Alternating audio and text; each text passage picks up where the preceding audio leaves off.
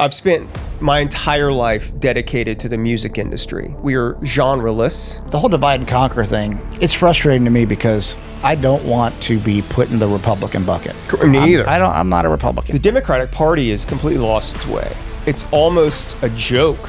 It doesn't seem like it's even real. Is Soros really doing everything that, we've heard that he's doing? He's an evil guy, man. Got the Mockingbird media repeats everything. Fascist, fascist, fascist. It's okay to say white people are horrible. And if you're a white guy that defends himself, that would be very offensive. I have a friend of mine. He posted a picture of Charlie Kirk, and under it, he captioned it, "This is what fuck around and find out looks like." I can't be friends with this person. And that's the Democratic Party right now. It's a party of lazy arguments. We have no distinct sound that defined a decade. No real sense of style. I think it's all bullshit. Jason Hollis, welcome to the podcast. Ed Clay, it's good to be back, buddy. It's good to have you back. I think you're the first guest I've had back for a second time. I mean, you know what I like about you and I is, like, our friendship is we pick up right where we left off. Yeah. And that's a really special thing, like I've got a few of those people in my life, but it's like, I can see you 6 months from now, and it's like I saw you yesterday. Yeah, absolutely. And it's like, that's cool, man. I like that, Those are good people to have in your life. So I appreciate you. Same with you. And Clay, very proud of all your successes too, man. Thanks, man. We've been absolutely kicking ass. Grinding away. Yeah. Grinding away. I'm just going to start right off and just start swearing. Okay. So, just keep the beeper ready. No, we can say all the words. Great. Fantastic. Without beeping them out. We're not censored here? Nope. It's nice to see things not censored as much as they used to be, actually. Yeah. I feel like we can say more now without YouTube or, one of the social media platforms taking it down. Yeah. Although you're seeing companies come out saying we're not going to censor any longer. Mm-hmm. We're going to reinstate hundreds of thousands of channels that we banned. Yep. During, the previous administration, and people are going back and they're reinstating channels, and they're banned within 24 hours again. Yeah. Well, that happened with Alex Jones, I think. Nick Fuentes put a podcast up, and I know nothing about him. I don't follow him really. I read this article last night, but he put a podcast up on Spotify. It became the *1 podcast like almost overnight. Yeah. And it's already banned. They've already removed all the episodes. And yeah, I mean, Fuentes he's pretty polarizing. And if you're people like us who believe in free speech, even when it's something that we might not agree with, especially if it's something we might not agree with, that's like still say what you want to say. We think that those things should be up, but he's on the extreme where. I don't think he'll ever be accepted in mainstream unless we have a major channel. I actually don't agree with his views, but I'm not sure he's ever going to be allowed to say what he really thinks. Well, I think that that has to be discussed. Like I said, I don't follow him. I don't know anything that he says, but you've got people like Destiny. I know he's just been demonetized. Oh, yes. But you have people like him literally calling for people's deaths nightly. So why isn't he taken down? Why there's plenty of people. I mean, like, we can dive right into like even like the Charlie Kirk thing. So many people were celebrating his death which I think is repulsive. It's absolutely repulsive. This man he was a father. He was a husband. He's got a widow now. He's got 2 children that are going to grow up fatherless. And you have people celebrating this man's death, and then calling for his wife's assassination, and then calling for other assassinations. It's like, if you're going to look at like a Nick Fuentes, which again, I really don't know anything about, but I can't imagine he's calling for the death of anybody. Yeah, no, I don't think he is. So I think that they're really going to have to balance that out, or they're going to have to make changes within how they ban people. Yeah. I mean, a lot's changed, since we talked a couple years ago. Well, at least talked on the podcast a couple years ago. The California's still a shithole, though. Dude, that clip actually went viral. Listen, had millions of views. And not to cut you off, but California, it's probably the most beautiful state in our country. California is not a shithole. California is a beautiful, beautiful state. Los Angeles County is an absolute shithole. California is run by communists, and that's the problem. That's the reason it's in the situation it's in right now. But I hate to cut you off. Yeah. No, I mean, on that note, what do you think of Gavin Newsom doing his podcast, like bringing on certain conservatives, making a Trump meme, Twitter or X, and kind of putting this front that he's like this tough guy that stands on values and those type of things. You experienced Gavin Newsom for many years when you're living in Los Angeles. He is what I would consider most of Hollywood to be fake. Mm-hmm. Just you can crumble him in a debate. He's surface level, and that's it.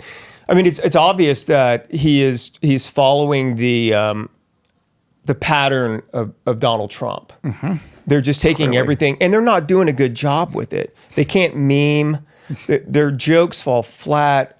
And the bottom line is, like, if you are literally destroying your state, and you have all the facts to back that up, you really don't have legs to stand on. Yeah. You're surface level. Yeah, it's kind of funny watching him meme and do these things because, it's obvious he's trying to copy what Trump did. Correct. He's not succeeding, but what I find funny is when certain liberals, they share something exciting, like, oh, look at that. It's like, but they're not funny. I feel like that's that whole party right now. That's the Democratic Party right now. Is they try to be cool and funny and like, see, but I feel like they were all nerds or something, like, in high school. And I didn't even know that they were nerds, man. I think that you look at the Republican conservative side, and that's what I think of being a little bit more nerdy. The Democratic Party has completely lost its way. It's almost a joke now. Yeah. It doesn't seem like it's even real. It's wild, like I consider myself to be an absolute liberal, the way I think, my views on same-sex marriage, the gay community, the way I view a lot of things. I'm a classic liberal. I voted for Obama twice, unfortunately, because now I do believe he was the most destructive president in history. But I think the Democratic Party has pushed people like me not only to the center, but they would consider somebody like me a right-wing extremist. Yeah. Which I'm the furthest thing from a right-wing extremist, a racist, a fascist. Yeah. I'm the furthest thing from that. But I think that within the art of war, I'm sure you've read that book. I think that Trump lives by that book. But within that, the way that you counter an opponent is by calling them names. Mm-hmm. And then you've got the mockingbird media that repeats everything. Fascist. You're a racist. You're a communist. You're this. You're that. I think that it's become absolute fatigue in this country. And I think that what's happening right now with the Democratic Party is they're actually waking up the Democratic Party and true Democrats, true liberals do not want to be associated with this style of bullying, this style of name calling, because what they're doing is like they're going off of emotion. Yeah. They're not going off of facts. Just within like the Charlie Kirk thing, you had so many people out there talking about this man, saying he was a racist, he was hateful, he hated gays. In fact, I have a friend of mine that posted on Instagram. He posted a picture of Charlie Kirk with his birth date and then his death date, and under it he captioned it, "This is what fuck around and find out looks like." Oh, wow. And I screen captured that, and I texted him, and I was like, "I can't believe you'd put this up." And he was like, this guy's gay. And he was like, he wants me dead. So, he got what's coming to him. And, listen, I know who Charlie Kirk is. I've seen some of his shows. I've certainly seen some of his on-campus debates, things like that. I never went down the rabbit hole. I didn't follow Charlie Kirk. But after his death, and after all of these people came out saying he hated blacks, he hated gays, he hated this, I started watching Charlie Kirk videos, and I would pull up the ones where he was debating black people and he was debating gay people. So my buddy was telling me that Charlie Kirk wanted the gays dead. So I watched about 50 Charlie Kirk videos, and nowhere did I see even an utterance of disrespect. Yeah. He always allowed people their time to talk, and then he gave his opinion. Yeah. And the thing is like his whole thing was, if we don't open conversations and we don't talk, we're going to end up killing each other. Yeah. And I thought that everything that I saw was very respectful. Now, if you Google search that, Google AI will say, he talked about like stoning the gays and this and that, and it's basically one party in the media taking sound bites, and completely, regurgitating them out of context. Yeah. And that's one of the problems we have. And one of the things that absolutely dumbfounds me right now, Ed, is people watching television and consuming information and not doing any research. Yeah. Like, you could tell me something right now, and I would be like, oh, that's fascinating. I'm going to go home and I'm going to look it up. Yeah. Because everything that everybody's sharing right now is their sound bites, their pieces of information, they're things that they researched. And you have to go back and you have to do your own research. Yeah. And I find it absolutely crazy that you still have a portion of our country that's taking what the television says and they're believing that. Yeah. Or taking what a 30, 60, 90-second clip says and saying, oh, see, this is what he said. It's like, well, did you listen to before or after? It's kind of like Trump, saying there's very fine people on both sides. Correct. You have to listen to the whole clip to understand what he was saying. Yep. And, that's been debunked and proven times, taken out of context, yet people still parrot that and say, oh, this is low. See, this is what he said. It's like, have you listened to the damn clip? 100%. And, it's funny right now because I don't watch TV. I get a lot of news that I see from like X or YouTube, and then I go and I follow it up and I always research it. I'm always looking stuff up. I'm always cross-checking because I want to know if I have a piece of information that I'm gonna talk to you about. I want to be able to back it up with, this is where I got it from. These are the different sources. This seems to be a legit story, But there's so many people, like my buddy, that went out there and he decided to say that an assassination of a man on live TV was good. Yeah. I find that repulsive. Yeah. It's absolutely repulsive. And these people,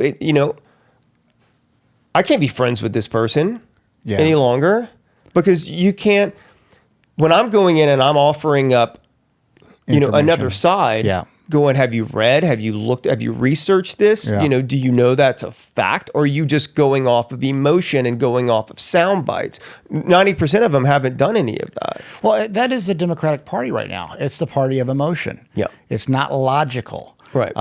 It's the victim mentality, the oppression Olympics, and it's the party of virtue signaling. Yep. And getting people fired up because maybe what they say in their 15, 20-second clip sounds really good and is right technically for what they're saying specifically if the context that they're talking about was correct.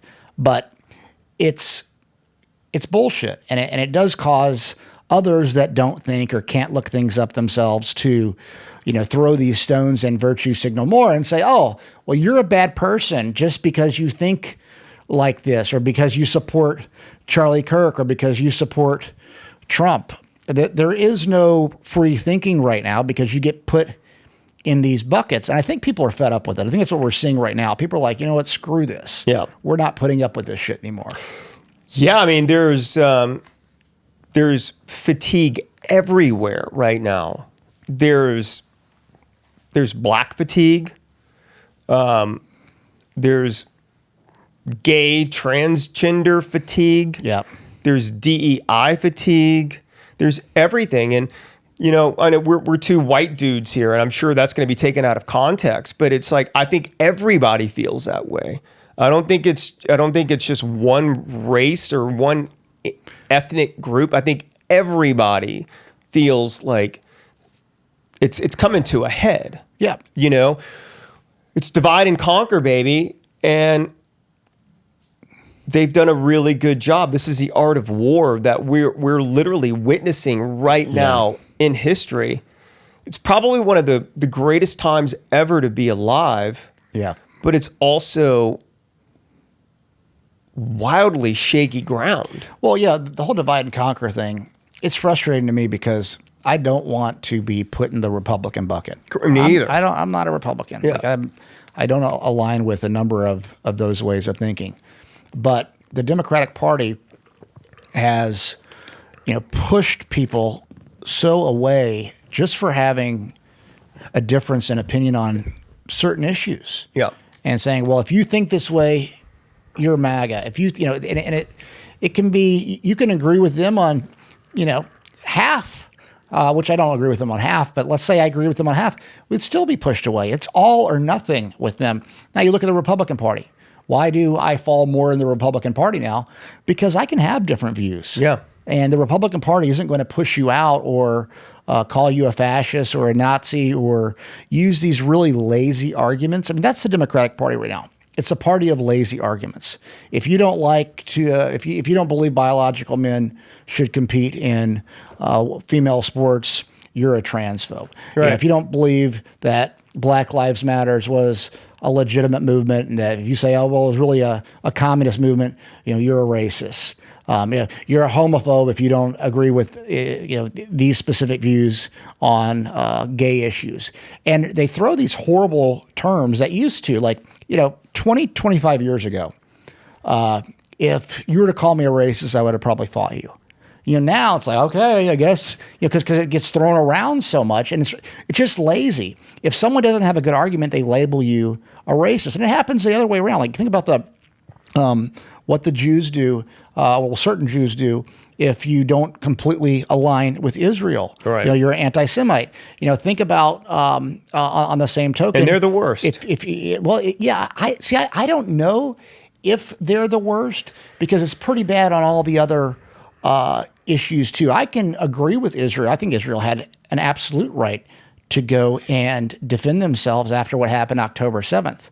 I really do understand their point of view, and I'm not saying it's right or wrong because it's a very complicated issue, but I see their side. That said, they're very quick to where if you don't fully agree with them to call you an anti-Semite. But They're doing the same thing when it comes to race, when it comes to the trans issue. It's like you're just labeled this to white people. It's okay to say, white people are horrible. And if you're a white guy that defends himself and says, you know what, I think white people are awesome. I personally think white people are awesome. Yeah. I think we're all like, look at all that white people have accomplished. But that would be very offensive to a certain group of people. And they say, well, you don't understand the history.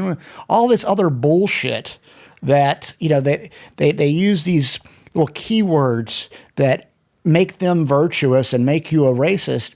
But I think it's all bullshit. I think to do it, I think right now we're seeing a movement that is truly anti-Semitic too. And so I think anytime you put it on a group, I think you're using a lazy argument. And I think we're all humans. And, but it forces us to pick a side, right. Divide and conquer, as you were saying. And so it's a really complicated issue. And I can see it being used in kind of all areas right now in society to, oh, well, you're this or you're that. When in fact, no, I might agree with Israel on this. I might disagree with Israel on this. I might agree with the Democrats on this. I might agree with the Republicans. All of that is normal and okay. It should be. It should be. I mean, that's free thinking. Yeah. It's open dialogue. Yeah. When I was growing up, like I'm a Gen Xer. I was born in 1973.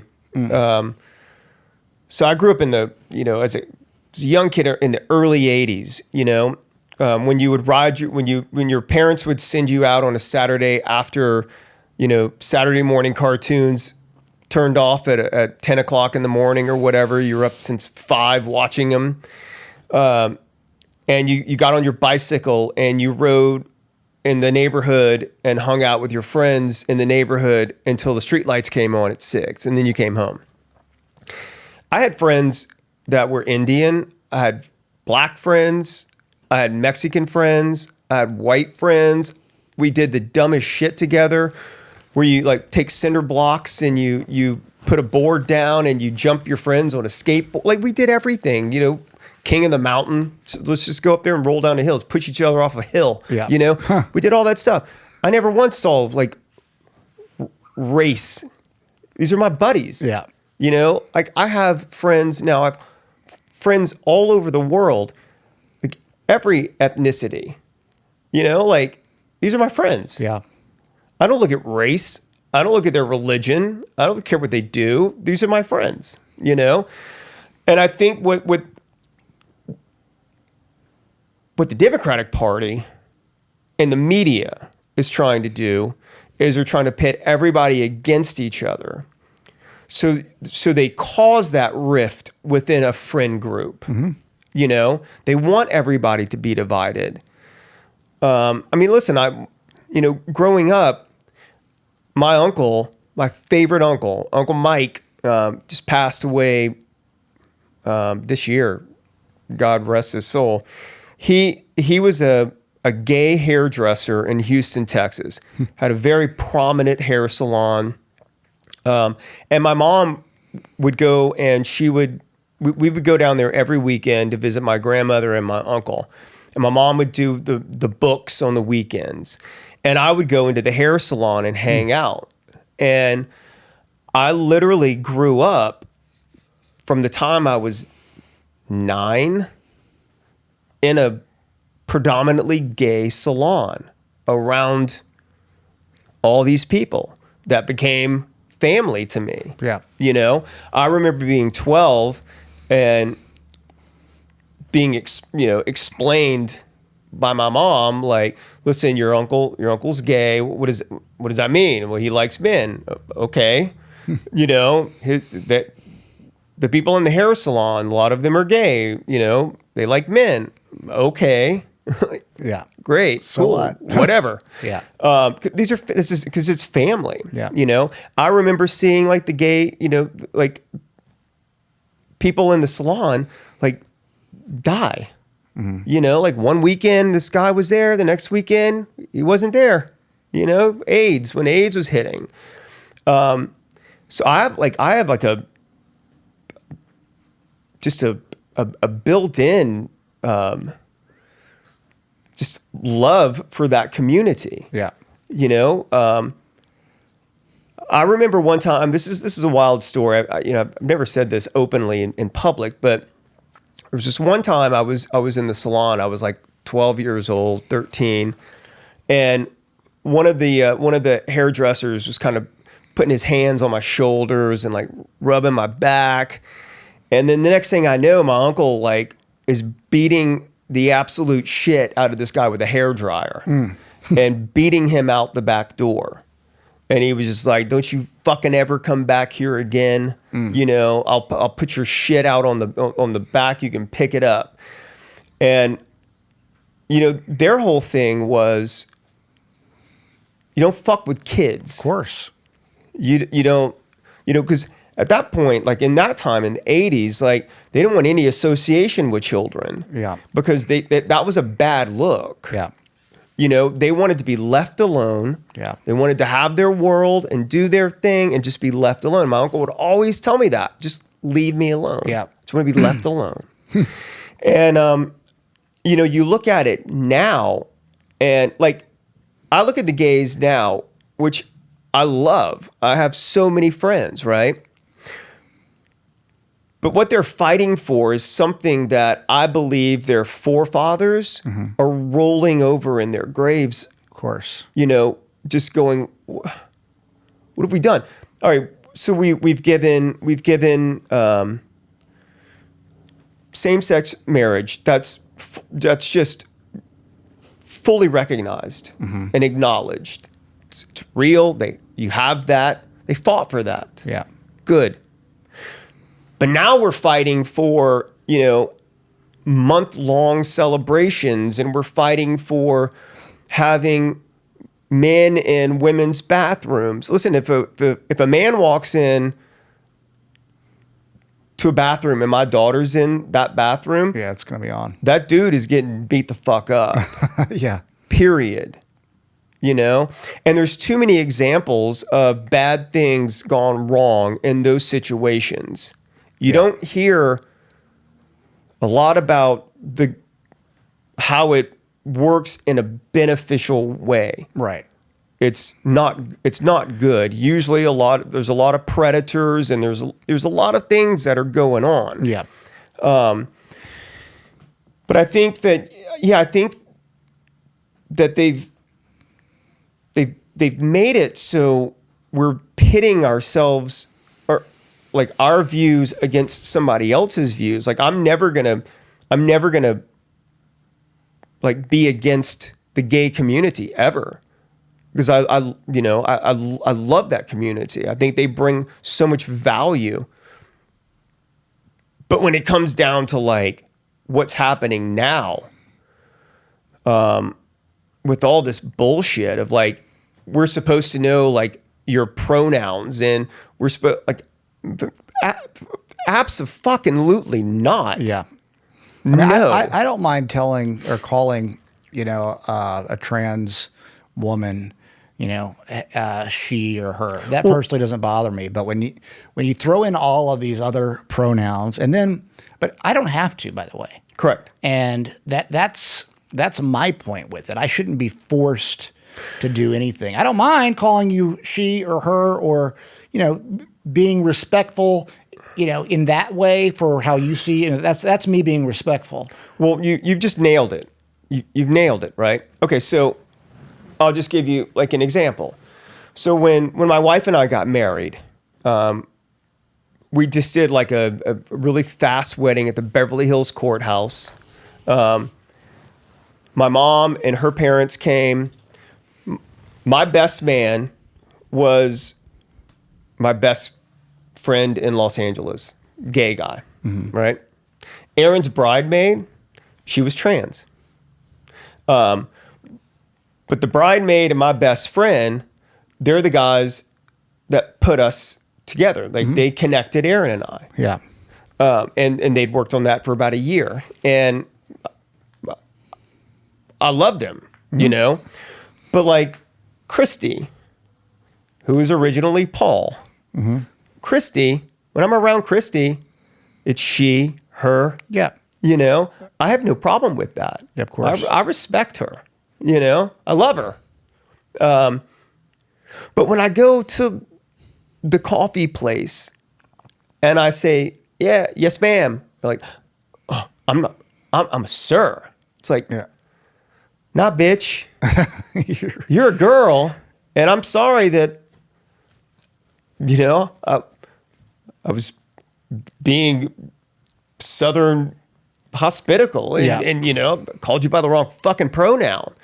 It's that stuff that bothers me because I don't have respect for them. I don't know them. They're there to provide a service for me. Give me a fucking coffee and shut the fuck up and let me go about my day. Don't bring all this bullshit into it.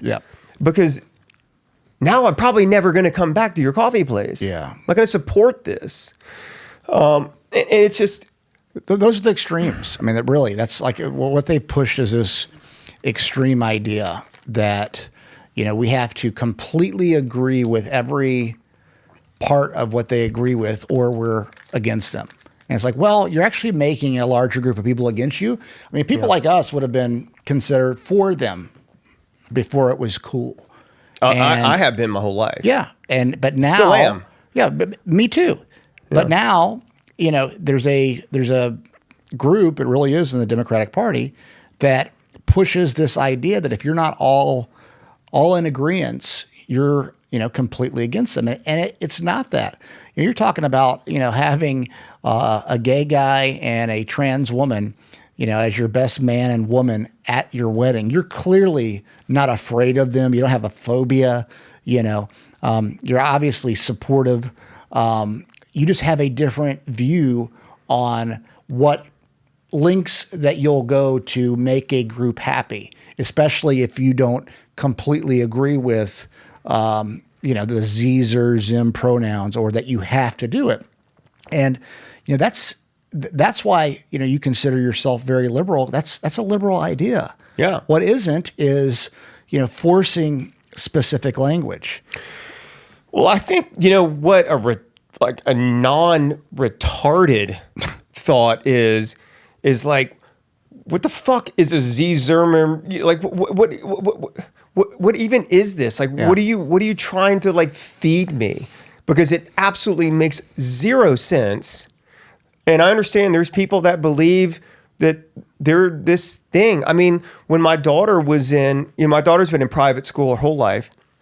She was in a relatively conservative school in elementary school.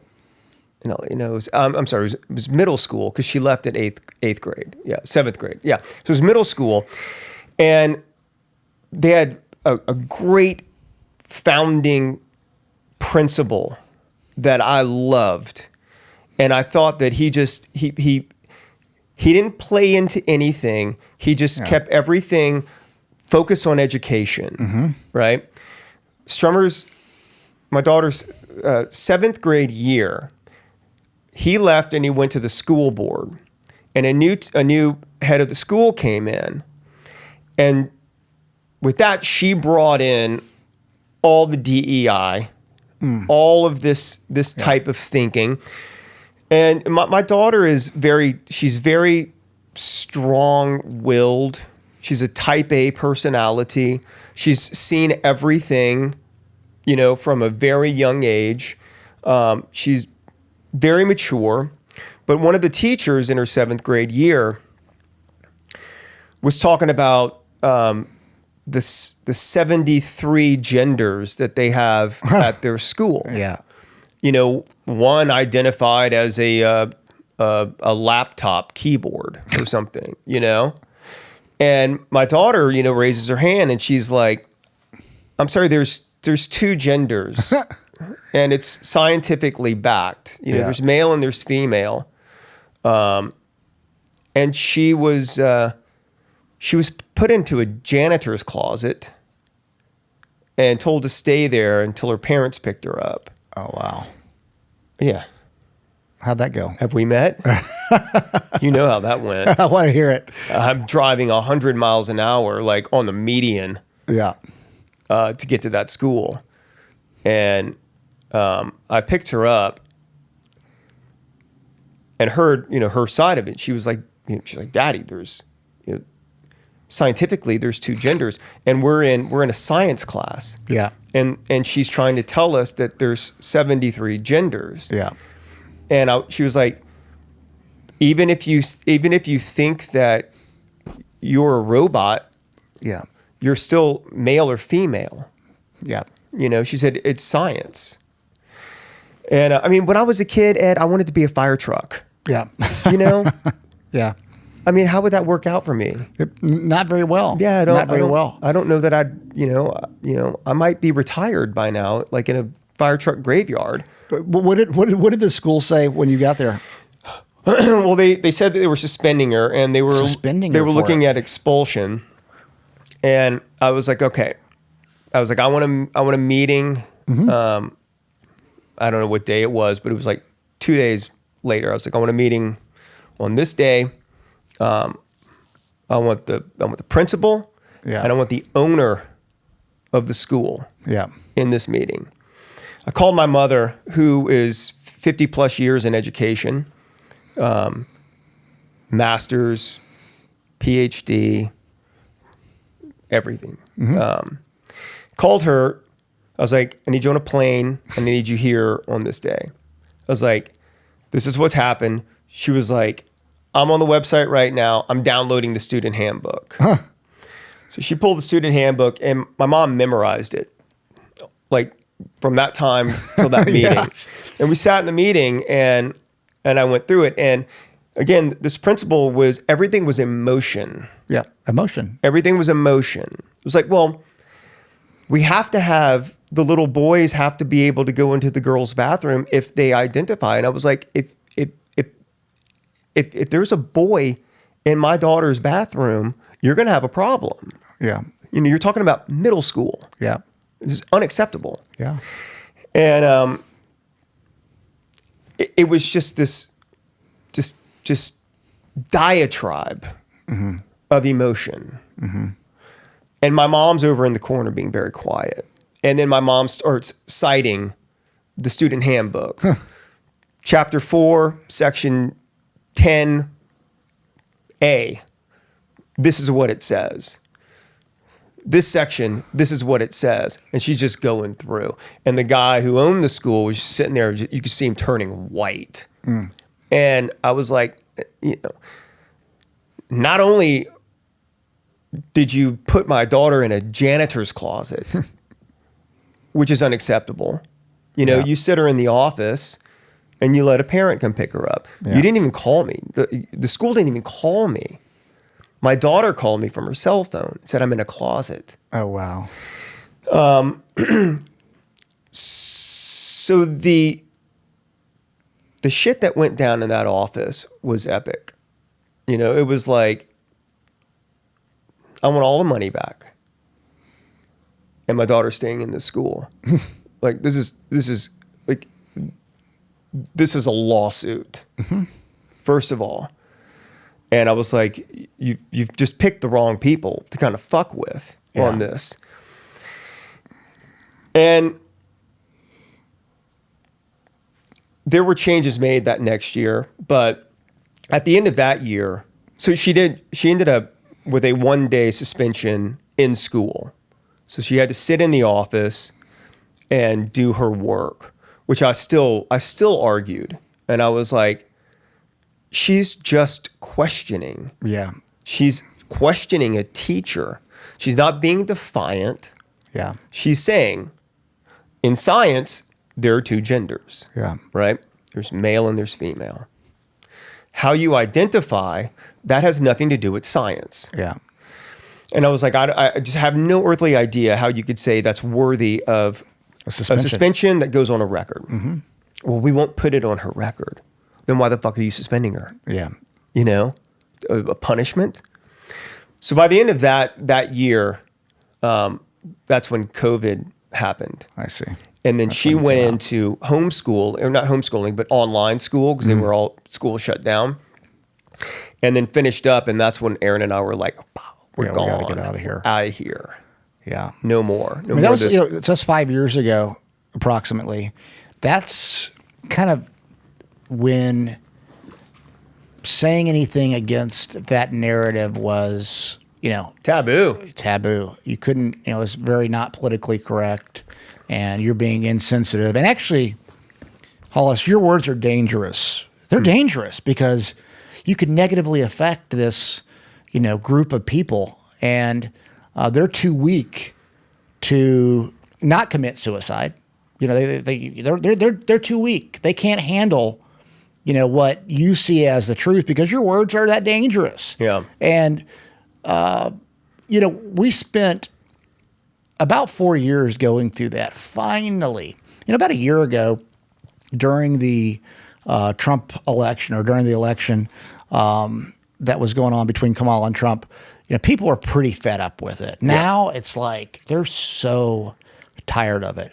My concern with it is that, we're so tired of it and people are so tired of it that they become then, that people that we agree with then become so intolerant to any other ideas and become exactly like the Democratic Party was. Well, I kind of see people segregating. Yeah. Forming their own groups of like-minded thinking individuals. Yeah. Like the people I surround myself with, are usually way wealthier than me. Yeah. Because I don't want to be around people. I don't want to be in a room where I'm the guy with the most money. Yeah. Ever.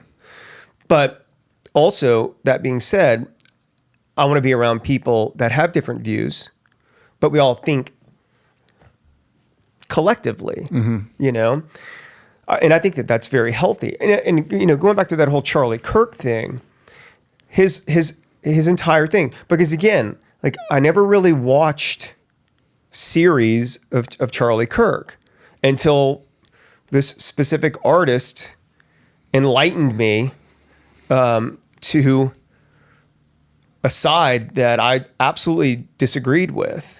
And I went in and I watched a lot of Charlie Kirk videos. Yeah. Within about a 48-hour period, I watched a lot. Because again, I want to know, I want to do my research. Yeah. And what I saw was somebody that wanted to spark dialogue. Yeah. And open a conversation, and then be able to say, well, listen, let's just agree to disagree, or let me try and change your mind on this thinking, right? And what you see is the vast majority of the left is just on an emotional level. Yeah. And that's it. They can't debate. They can't give any facts. Well, you call Trump a racist. Okay, so can you give me one example of him being racist? Well, he's a racist. He's Hitler. Okay, I understand that. Give me one example of him being racist. Because he's got plenty of black people in his operation. He's got women. He's got women of different ethnics. I mean, there's he's got gays. Yeah. I mean, it's how he doesn't like the gays. Right. Trump was probably one of the most pro-gay presidents. He was beloved, 20, 25 years ago for all he did for the gay community. And the black community. I mean, Jesse Jackson gave him an award. I mean, Al Sharpton. He's clearly not a racist. Russell Simmons. Like everybody that's come out against him took money from him. Yeah.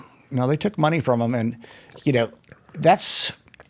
that shows you, and that's making my point of where we're at with society, because you can do all these things and, you could take actions to help different groups because you support those groups, but they make you out to be this thing that you're not if you just disagree on little sides. Laura, it's unbelievable. Her best friend, who is a black girl, who, when I talked to her, hated white people. And, she said it in different ways, but every time I was around her, she was constantly taking digs at white men. And of course, she's married to a white guy. And, we had a conversation a couple of years ago at a dinner, and, she started talking about, Joe Rogan's a friend of mine, starts talking about how Joe Rogan's racist and then she goes into the white supremacy thing. And you've heard it before, this thing that they just go on. And I started pushing back, and I actually couldn't get a word in because she starts, yelling and talking over. There's no conversation, no logic, all emotion, all these little buzzwords, all this virtue signaling. When she's married to a white guy that's taking care of her, she's not really working. And she comes to Nashville and she has dinner with a white guy who's paying for everything while she's like throwing these little digs in. And I'm like, after that contentious conversation we had a couple of years ago, I was like going to take the high road, for Laura. So I didn't say anything. I'm just like, I'll just take it. I'll just take it. Of course, I'm bottling it in, like ready to just go off. Also, by the way, her best friend's white. Yeah. Oh, exactly. Well, I like to say Laura is a person of color. Okay.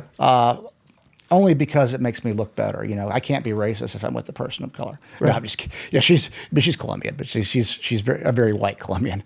But so then, and Laura is definitely not a Republican. Okay. And she has her views on certain issues. Some are pretty far left. Some would be considered right. Some are kind of in the middle, and she'll say those. Yeah. And I've told her, I'm like, babe, if you're saying these things, the people, I try to tell her, the people on the left aren't tolerant at all. And anything that you say, they're going to put you in the MAGA bucket, and you're going to lose friends because of this. Right. The friend I was telling you about disowned her because she's a MAGA Trump supporter. And like, unbelievable. The furthest from the truth. Right. But that shows how little tolerance. And they use these, the racial argument, the white supremacy argument, it's a lazy argument. Because you can just say those things. And I was like, and 5 years ago when the Black Lives Matters thing was going on, I was having a tough time unpacking the debate because it was so illogical. Because if you're coming at it from a logical standpoint and you have your points and they just go, nope, that's because, you're white and you wouldn't understand. Or, well, but look at all the things that I've done. No, that doesn't matter. Just because, look at you bragging for all the things that you've done for black people. It's just dumb, lazy arguments. Yeah. But Laura has a lot of different views. And I told her, you're going to lose friends. And sure enough, her best friend, who she was the maid of honor at her wedding, basically said, and she used this term. One more thing. She used a term that her friends didn't feel safe around her. How common and stupid is that? It's surface level, generic. Yeah. It's, again, if you lead by emotion with no substance to back up what you're saying, the only thing that you have is to get louder and talk above. Yeah. And to keep screaming the things that which are the talking points. And I just look at those people as being fully fucking retarded. Yeah. And listen, that person did her a favor. Because my favorite thing to do right now is go on my contact list and start deleting contacts.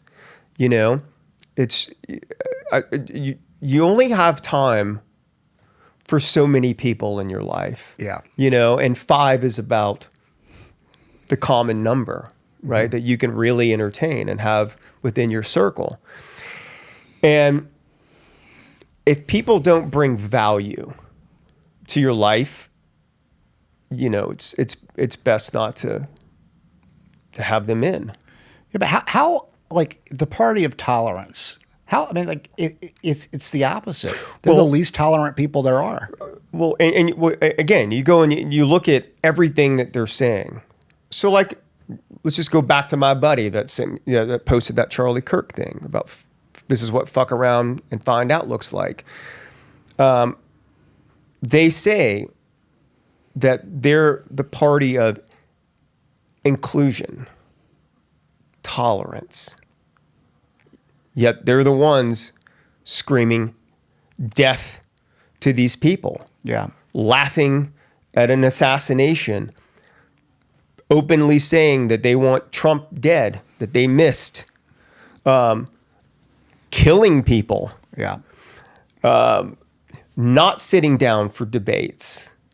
You know, all these conservative sites or programs that I watch constantly invite left, right, and center on their programs. Left, they won't book. Yeah.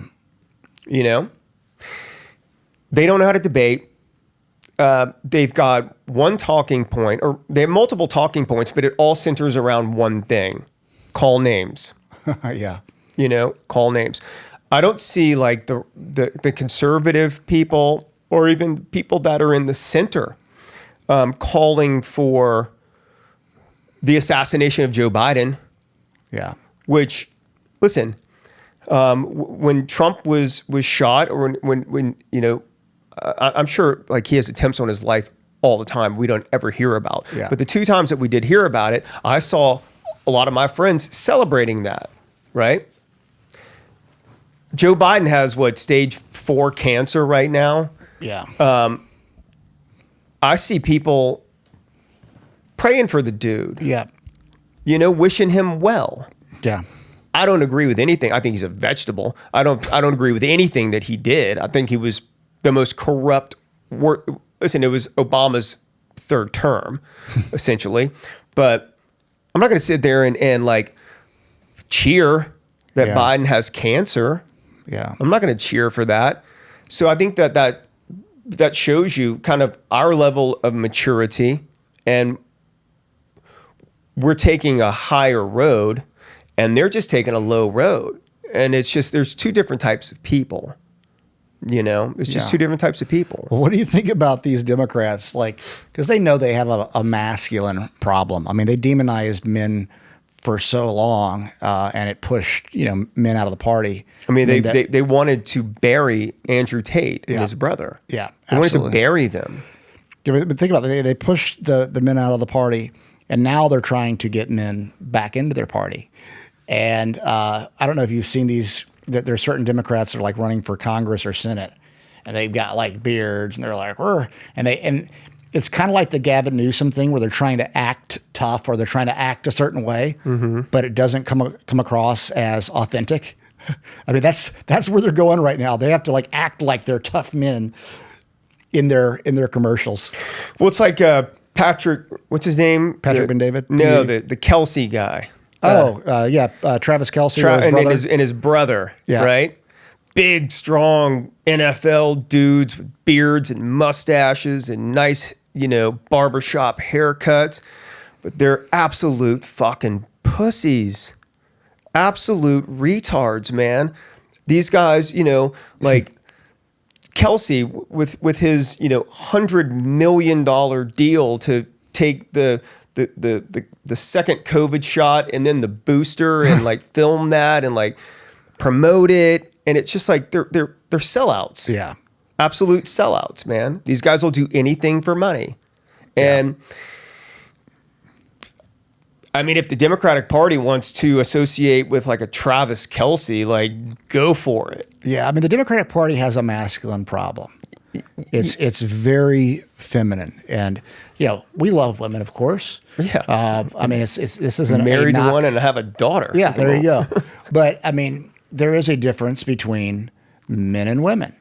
And you know, if you look at, I would say men are a lot more logical, women are more emotional. It's not a bad thing. I mean, maybe we should get more emotional sometimes. Sure. I mean, like maybe women should be more logical sometimes. Sure. I mean, there's a bridge that could be, you know, found there. But the entire party for the Democrats is based on emotion. It's very feminine.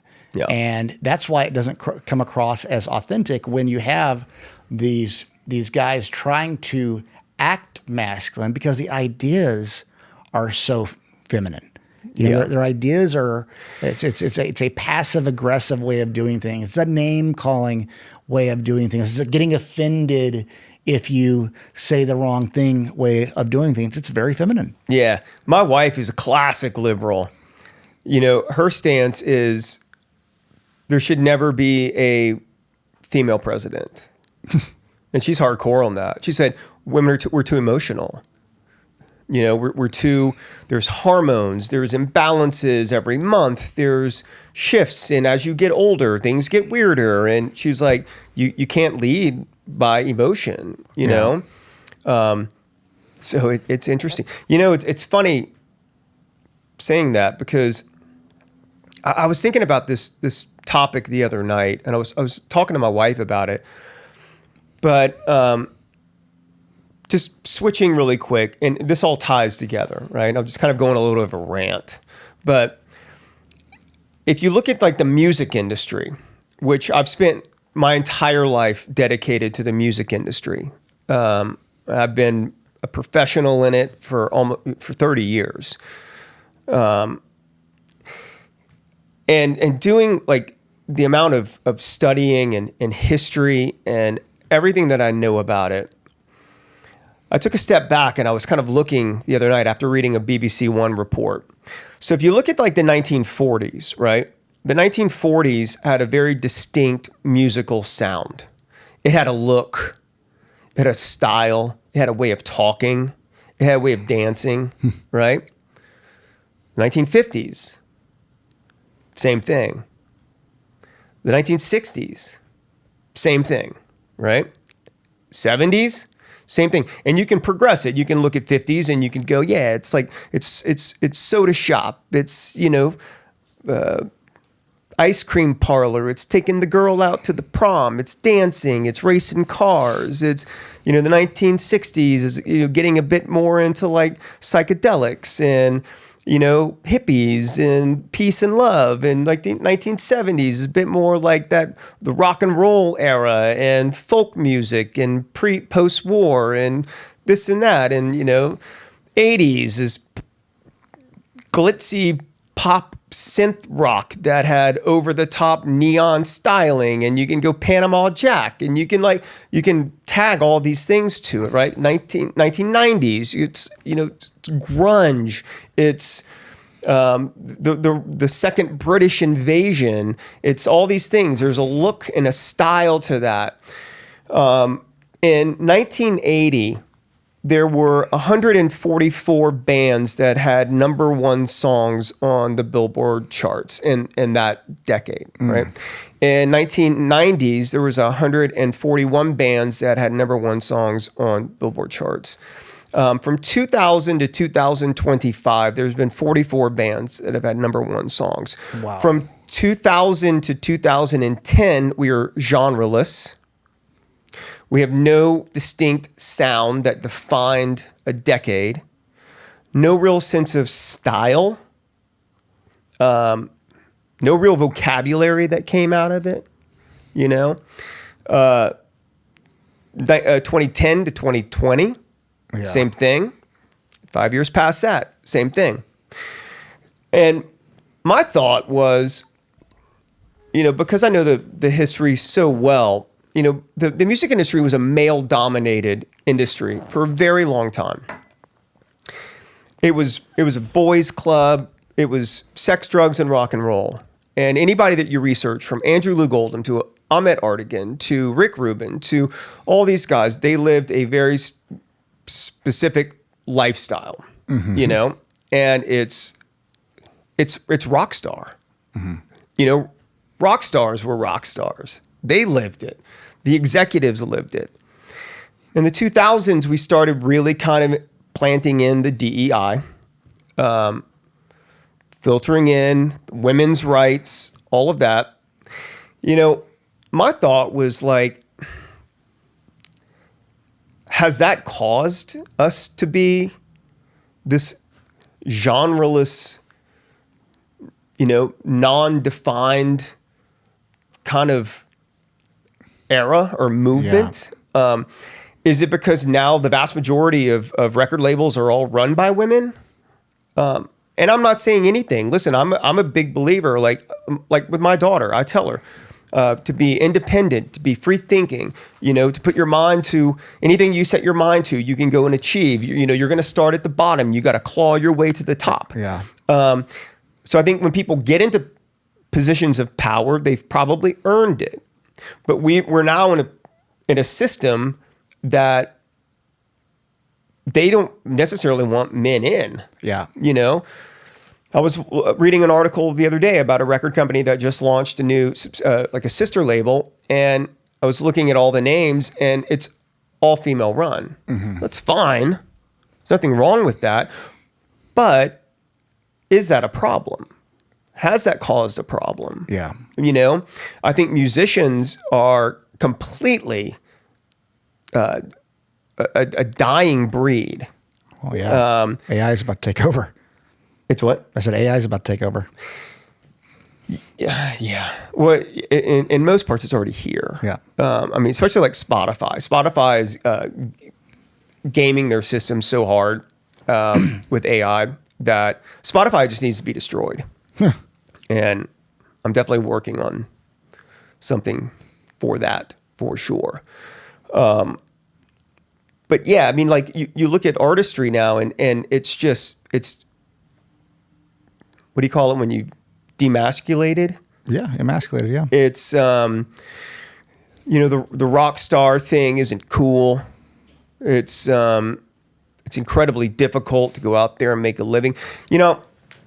I literally, I say bullshit to all of that. First of all, with like on the artist side, I went to London in July and saw Oasis at Wembley, their opening night at Wembley. And it was literally like going to a Premier League championship match where everybody in the stadium was rooting for the same team. It was insane. I've never seen anything like it. I've seen shows all over the world. I've never seen anything like that. London had a vibe about it. There was everywhere I went in London, it was like 5 out of 10 people were in Oasis gear in any part of London that I went to. Yeah. Right. And I would talk to people and they were like, man, this brings me back to like early 90s when I was 15 and I was at, Nebworth and seeing this band and they changed my life. And now I've got my son with me and he's raised on this music. And there was like this whole bonding thing. And I just kind of look at it and I'm like, man, is Liam Gallagher the last living rock star? Uh-huh. Is that it? Because I look at bands constantly every day and there's this mental fortitude that you really have to have, this mm-hmm. tenacity, this swagger that you have to have, and those guys, they did something that I think is incredibly special that's not really talked about enough. The media condemned it because those guys came out when they were just starting, like not even talking like first album released, right? Mm-hmm. Just starting in the press. They were like, we're going to be the biggest band in the world. It's Oasis? Mm-hmm. Yeah. And both of the brothers said that, and both of them believed it. Yeah. And I've studied enough like self-help and like positive affirmations and law of attraction. Yeah, like your chief aim, mm-hmm. your burning desire, speaking things before they come true, speaking into truth, yep. into existence. And those guys had all of that, and every article, they were like, we're going to be the biggest band, we're the biggest band in the world. We're the greatest rock and roll band of all times, Yeah. And they achieved it twice. Yeah. Twice now. Because they're the biggest band in the world right now, again, 16 years later, after being the biggest band in the world. Yeah. And, you kind of look at like bands now, and I'm just sitting there going like, the record industry has completely destroyed the artist. Mm-hmm. You know, they've made it seem like you can't go do it without them. Mm-hmm. You have to have them, and you really don't. Yeah. You know, there's game. I mean, in fact, I just finished a book and that I'm about to send out to my agent, and it's called "So You Want to Be a Rock Star," and the subtitle is what is the subtitle? Oh, The Savage No Excuse Guide to Making It in the Music Business. And basically, I took everything I learned in 30 years and I put it into a workbook for like Gen Z and Gen Alpha. And it just breaks everything down. It's how you don't need anybody. Mm-hmm. What you need is yourself. Yeah. And you need the belief. And then you need the systems, the processes, the procedures, the tasks to go do it. And really, if you start with 100 fans and move it to 1,000 fans and move that to 10,000 fans, 10,000 fans, you can make a living. Yeah. You can make a really good living. Yeah. You know, if you think $10 a month at 10,000 fans, you're making money. Yeah, absolutely. It's just how to put it all into place. I think, you know, kind of tying it all back in is, I think like businesses, record companies. I mean, look at like the Cracker Barrel thing that's just happened. Bud Light, you know, people kind of moving into like this globalist agenda. Yeah. Has destroyed. It's destroyed business. Like, you know, go woke, go broke. Yeah, no, it's a fact. Yeah, it definitely is a fact, and it's all backfired on them. I mean, 5 years ago, I didn't think that we had a chance of pushing back against these woke ideas, and now I'm like, oh, America had more of a backbone than I thought. Like the American people did. Yeah. And they said, screw this. I mean, really, that's what got Trump elected. Yeah. It was that they were pushing these really, you know, these ideas that were against our values, at least what we see as our values. And they were trying to force them on us. And people said, you know what, we're not going to do it. I think the trans issue screwed the Democrats. I think just the entire woke agenda screwed the Democrats, and you had a lot more people voting for Trump than would have otherwise if they weren't pushing these really bad ideas, you know, so hard and really trying to force them on us. Yeah. That's the thing, man.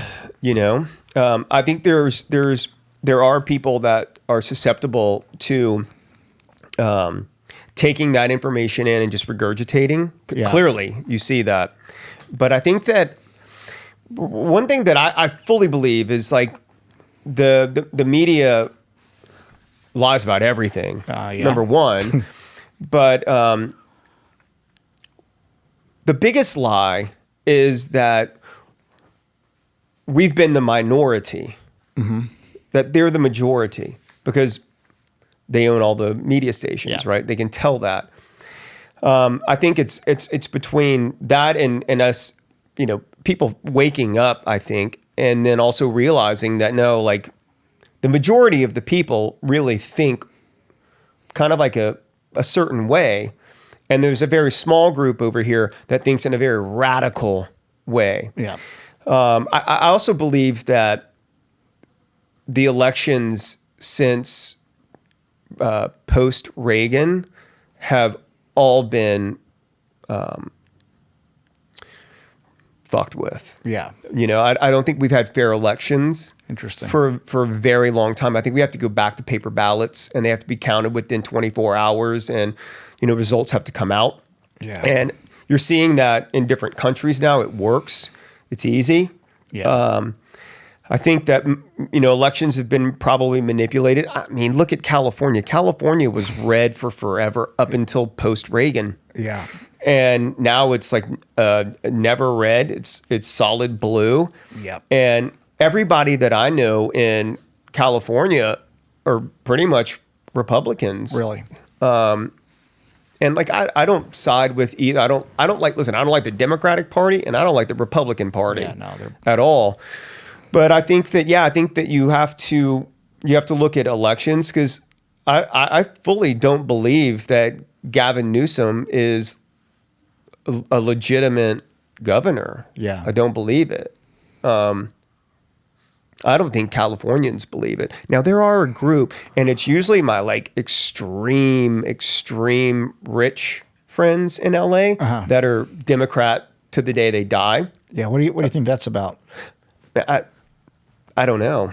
I mean, I don't have conversations with them because they're just they don't have conversations. The Democrats until the day die, the Republicans until the day die. I have a hard time, understanding either one of them. Yeah, I mean, I'm voting so who weird. I think is the right person for the job. Yeah, You know? I didn't vote for Trump 2016, 2020. I would have.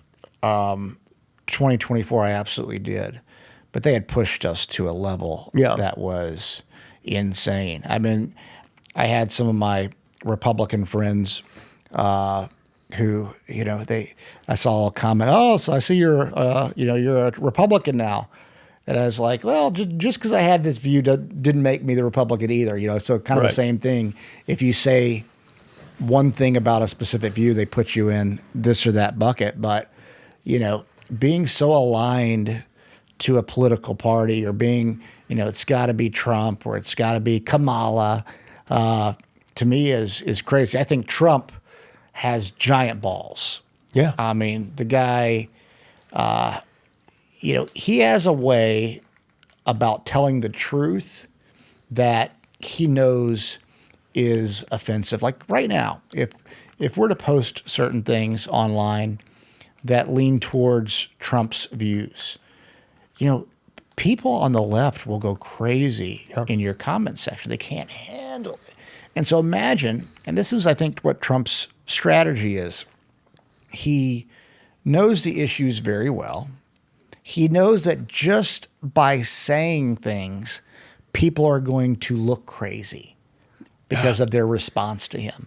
And so all he's got to do, and then, that's a huge power that he has. He figured that out early. He would say the thing that a lot of people were thinking but wasn't politically correct to say. Right. And he would say it, and he would say it, and he would say it. And, to me, that actually has caused a divide, too. I think we are more divided in a way because of Trump, because, his rhetoric is very divisive in the sense that no matter what, when he says these things and by repeating it, it's going to cause the other side to be like, But you start getting people like us who would have considered ourselves liberal 8 years ago going much more to the right. Right. You get Joe Rogan, who supported Bernie Sanders in 2016. Like, where the hell else are we to go? We can't align with this other side. And then he had Bernie on his podcast and basically took Bernie apart. Yeah. Which was fantastic to see. Yeah. Bernie's a communist. He definitely believes. Yeah, he actually is. Yes. And I think, well, to respond to what you just said, I think that Trump is to politics what Simon Cowell is to American talent. Yeah.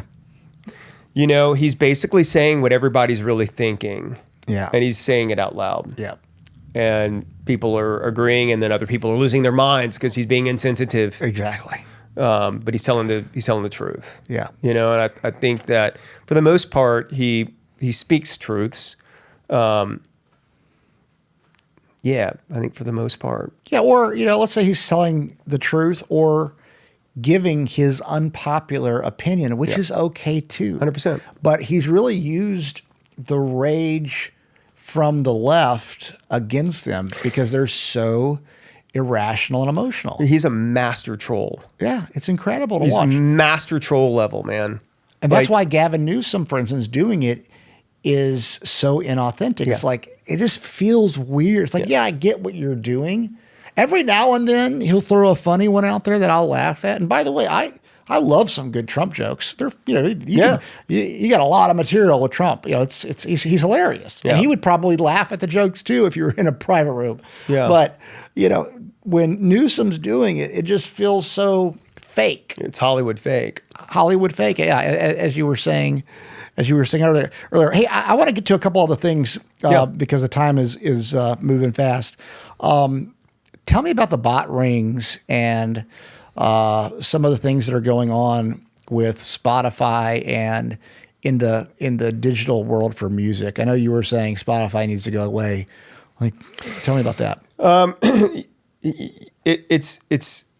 It's interesting. From everything that I've read, what they're doing is they're just blanketing Spotify with AI bands or AI artists, AI musicians, and then they're pushing them up charts, which drives authentic artists down and devalues spins, right? So they're flooding the market with that. Another thing Spotify just did with their upping their terms of service, which you see there's been several even big artists going on and pulling their music off of Spotify because they're getting into rights ownership, like digital ownerships, likeness. So basically, from what I've read, I'm no lawyer, and the terms of service is a lot of legal jargon. But what it looks like to me is that they're setting themselves up for the right to be able to digitally use your identity in the future. Not only that, but the new, they go in and they promote playlists within their, this is the new active rock things. That's all bought and paid for by major labels who own large percentages in Spotify and Apple Music because that's how Spotify has all these big catalogs, right?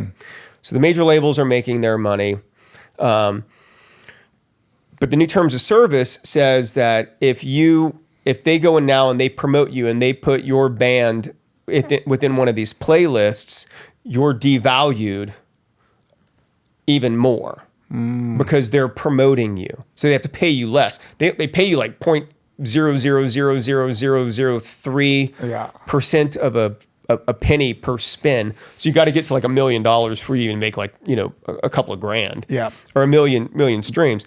So they're basically fucking the artist again. And, it's funny, man. Like I was telling somebody the other day, it was like, with my daughter, digital streaming and iPods and that stuff were here when she was born. But when she could walk and talk and, I could take her out, like 6 years old. I went to Amoeba every weekend with her, and she had like a little Fisher Price record player. And we'd go to Amoeba every week and we'd buy a record. And then we would go home, we'd put the record on and I'd read the liner notes to her and read the lyrics of the song and tell her who produced it and, read who played on this or whatever little liner notes they had, thanking different people. And then when she kind of like graduated from having like a decent record collection, I bought her an old boombox and we'd go to Amoeba and we'd buy cassettes and I'd teach her how to flip the cassette and then put another cassette in and record. And then we went into CDs and then she went into digital. And I think like the biggest issue that I see with all of this is the experience is gone. It's become background music for playlisting. And Spotify has devalued music to the level of free. And when you say that anything is free, it means it has no value. Yeah. So that's where we are. Music literally has no value. How would you change it? I mean, that's a great question. First of all, I am working on a platform right now. Because when I started, Ed, when I started, there was no internet. When you promoted, you had to go out. You had to go to Kinko's. You had to make flyers. You had to poster things up. You had to, go in a little shitty room and have a 4-track and record a demo. And you had to do all these different things. But when we got to like YouTube and you got to MySpace was the greatest platform ever built for an artist, not for an advertiser, for an artist, right? And it was not because of the front-facing user, like audience perspective of getting to see like, you know, hear the music, see posts, see a blog, have a forum, have all these different things built in, but it was the back-end analytics that you had access to. I mean, I broke 2 major bands off of MySpace, off of using MySpace to build, right? You had everything that you possibly could ever need for success on the back end of MySpace analytics, from heat mapping to knowing where you're, like, if you had 100,000 friends, right, and you looked at the United States of America, and then you went to the heat map, you could look at where the pockets were. So you could then start going, okay, well, we have a big pocket of fans here, so let's make our way there. We'll stop here and here before we get to Chicago. We'll do Chicago, and then we'll go to New York, and so you could route tours, you could sell merchandise. When you look at like a Facebook, an Instagram, these are marketing and advertising platforms, right? They want you to go and they want you to boost a post so you can A, get more followers, B, have that post seen, or C, you know, expand your reach or drive people to, you know, a ticket or something. So they're selling you marketing. The one thing that changed the game for me was I had a production company in Los Angeles called Punk Aristocrats. And I had a studio. It was basically a one-stop shop. It was a label. It was recording. We did everything in-house. And we amassed like 100,000 people on a Facebook page, right? And we would post every day. And you could see when Facebook changed their algorithm. Because our posts, they would go out and there would be, 5,000 comments, 20,000 likes, all this stuff, interaction, right? It was a full-time job. Then they went to that marketing platform where they said, okay, well, now your 100,000 people can reach 6% of this 100,000. Yeah. So only 6% are going to see these posts every day, unless you pay for it, unless you boost it.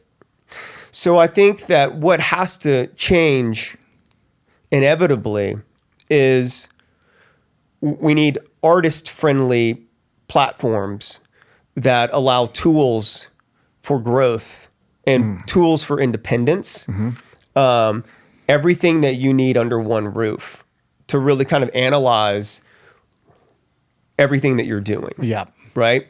No filtering, meaning your fans. If you have 10,000 fans, you should be able to reach 10,000 people, right? You should be able to cultivate that growth and grow it, and protect it with community leaders and people pushing bots out and all of that. There's just no tools any longer for the artist. And I understand the frustration from being in this business for so long. As an artist, you can't get somebody like me unless you're at a certain level. Yeah. You can't afford it. You can't pay the percentage, or I don't have the time to go in and dedicate the next 5 years of my life to breaking this. Yeah. So you really need the tools to set yourself up for success. Yeah. And there's nothing out there. There's really nothing out there. From the music side, I think that people are going to have to start taking their stuff off of Spotify, saying, we're not, as a young band, I would never go to Spotify. It's going to do nothing for you. Pull people into your website, set all your music up there, build that 100 fans and make those 100 people feel like they're your family and they're your friends. Yeah. And then do that when it comes to 1,000 people. Reward people for being super fans. Yeah. You know, give them first rights, give them badges, give them credits, give them different things. Promote people to come in and help you raise money on different things for projects. And I think that you have to start building communities. And I think that artists are going to have to start taking back control because they've given all of their rights away. Yeah. And I think that that's going to be educating a younger generation of artists. Yeah. And building them into absolute machines. Well, and you know, I look at, I've got a ton of friends in the music industry, obviously living in Nashville.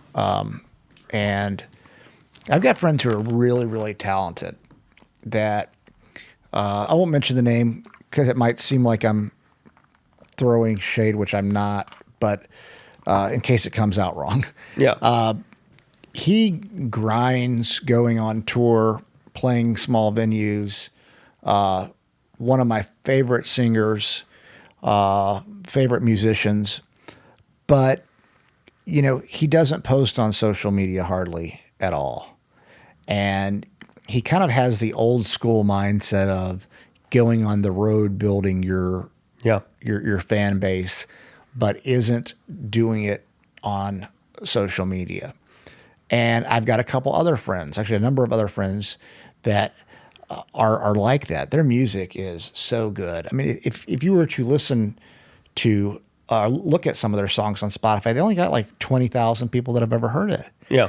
And what would you say to somebody like that? That it's almost like, I mean, one of these guys could be like a superstar. He's as good as they get live, but doesn't have that, you know, drive. I don't say drive. It's not a drive. It's a understanding or consistency of posting whatever you need to post on a consistent basis. Because there's a lot of people like that too that don't want to play this stupid game of posting 3 times a day on their Instagram. Yeah. Yeah. I think there's multiple ways to look at it, right? So like when I was starting and you had no social media, right? That's what you had to do. You had to get out and you had to go grind. And it's brutal. It's hard. It's extremely hard to do. It's wearing. It's a tough road. And that's why I tell people all the time, I'm like, you got to make a decision and you have to fully commit. You know, you got to say like, this is what I'm doing and I'm doing it. I'm going for it. There's no 2-year window. If I don't make it in 2 years, I'm out. Yeah. Going back to school, you got to fully commit and you got to go in and you got to make the sacrifices. So I think going out on the road and doing that's old school. Yeah. You know, there's absolutely nothing wrong with that. You know, you have to just keep doing it. You have can to, you get ahead with just doing that now? Yeah, you can. You can, as long as you're doing this, you know, gradually kind of moving up, and you can look at numbers, you can look at tickets, you can learn, you can grow. I mean, I would say that if he doesn't have a mailing list, that's a massive missed opportunity. Yeah. Because you want to have direct contact with your fans some way. Yeah. So like if you're going back out on the road, you can email them. You can say like, here are the tour dates. I can't wait to see you. You can personalize it. Hey, Jeff, it was great to see you at that last show, man.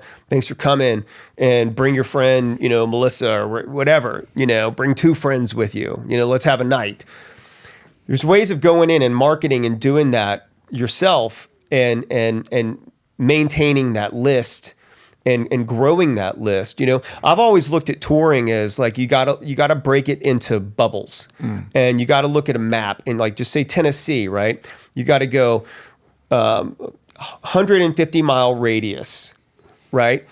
And you gotta start creating these bubbles to the point where the bubbles might be small, but you've hit them enough times that those bubbles grow and they become a region for you. And then you start moving out and you create these different bubbles, and you just got to keep hitting these bubbles and keep making these circles until these bubbles become wider for you. Yeah. And then keep expanding the regions, you know. It's when you go to Charlottesville, to New York, to Philadelphia back, and you do that twice a year, there's not a lot of growth pattern in that. Yeah. You got to just keep, 6 weeks on, 3 weeks off, 6 weeks on, 3 weeks off. It's a job. Yeah. I mean, you look at big is. tours, they go out for 200 days a year, and they hit places, but Well, and I look at it like, I see what they're doing, and they're, late 30s, and they're doing it kind of in an old school way. And he's working too. I mean, he's grinding. Yeah. And, I just look at it as though there needs to be something for artists that can actually fill in that social media plug too. Because if he were doing that with his work ethic, which is really good, but he's probably hasn't posted on his Instagram in 2 weeks. Yeah. And, to go back to what you were saying earlier with like social media, I think that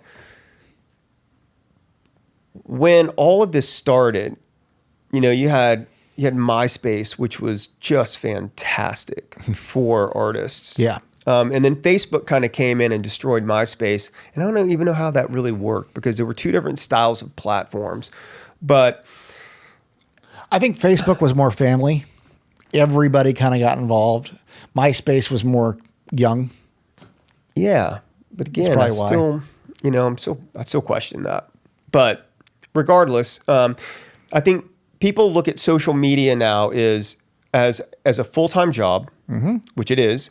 Yeah. And what do you get out of it besides a dopamine hit every now and then? Yeah. There's really no upside. Well, yeah, there's no upside to be on scrolling. That's for damn sure. Right. I mean, yeah, I think that you're talking about the art of war, the divide and conquer that we're experiencing right now. I mean, a lot of that has to do with the algorithm giving confirmation bias on both sides. Yep. So, oh, see, I'm right. Oh, see, I'm right. And people have stopped being able to think critically at each specific issue. Social media, I think that's a whole other conversation on what we do to get society off of it or see it a different way. Yeah, it's a drug now. It's a drug, a man. mean, I am so addicted mean to drug. my phone. I don't post really. I don't know the last time I posted on Instagram. It's been a long time, but I'll definitely scroll sometimes, and I'll get caught in this, doom scrolling that I think we've all experienced. I mean, hell, my parents, they're in their 70s, and I see them on. I'm like, gosh, it's kind of sad actually. My parents listen to the podcast, so Mom and Dad, I'm not trying to talk bad about you. I'm just saying, like, it's when I see older people, having the same drug that maybe I have, or, people that are younger than me have, because we know our parents to be so much more than that. We Right. know our family, to be so much more than, but that tells you how good the drug is, because everybody's on it. Yeah. I look at artists, kind of going back to your two different variants in friends. I have friends that are very active on their social media, playing that game.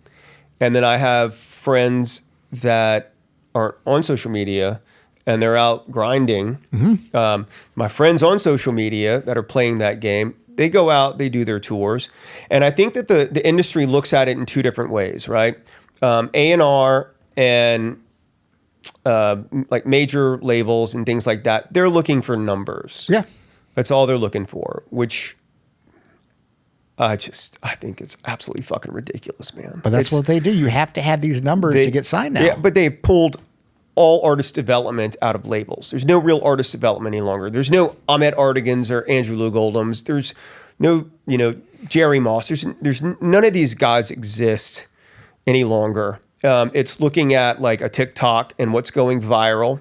But it's also the decline of what they're doing. And then you've got companies like Live Nation, AEG, that are looking at asses in seats, ticket sales, and I've seen I've seen people like off of TikTok that have, 20 million fans or subscribers or followers or whatever that can't sell 150 tickets to a show.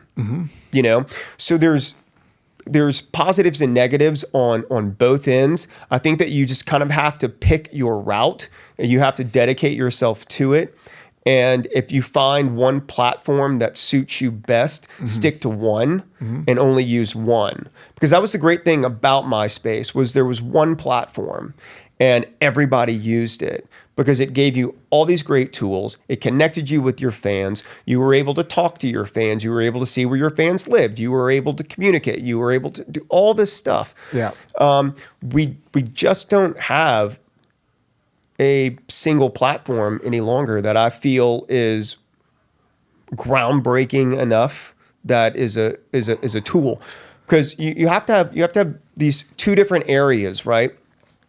And that's what's missing in the market. There's a hole in the market. You have to have something for the user, for the fan, that can go on and they can engage, right? That looks cool. You can listen to stuff. You can watch videos. You can chat. You can build other friends within circles. But then on the backside of it, you have to have these innovative tools that are going to go and they're going to help the artist. That's when it comes together as one. And, that's not there. So I think currently you either have to play the social media game and try and build your numbers and do the whole TikTok-y little short video dances. But again, I look at that and I tell artists all the time, the fuck are you? You're fucking spending 8 hours a day shooting these stupid videos when you need to be in that room writing goddamn hits. Yeah, exactly.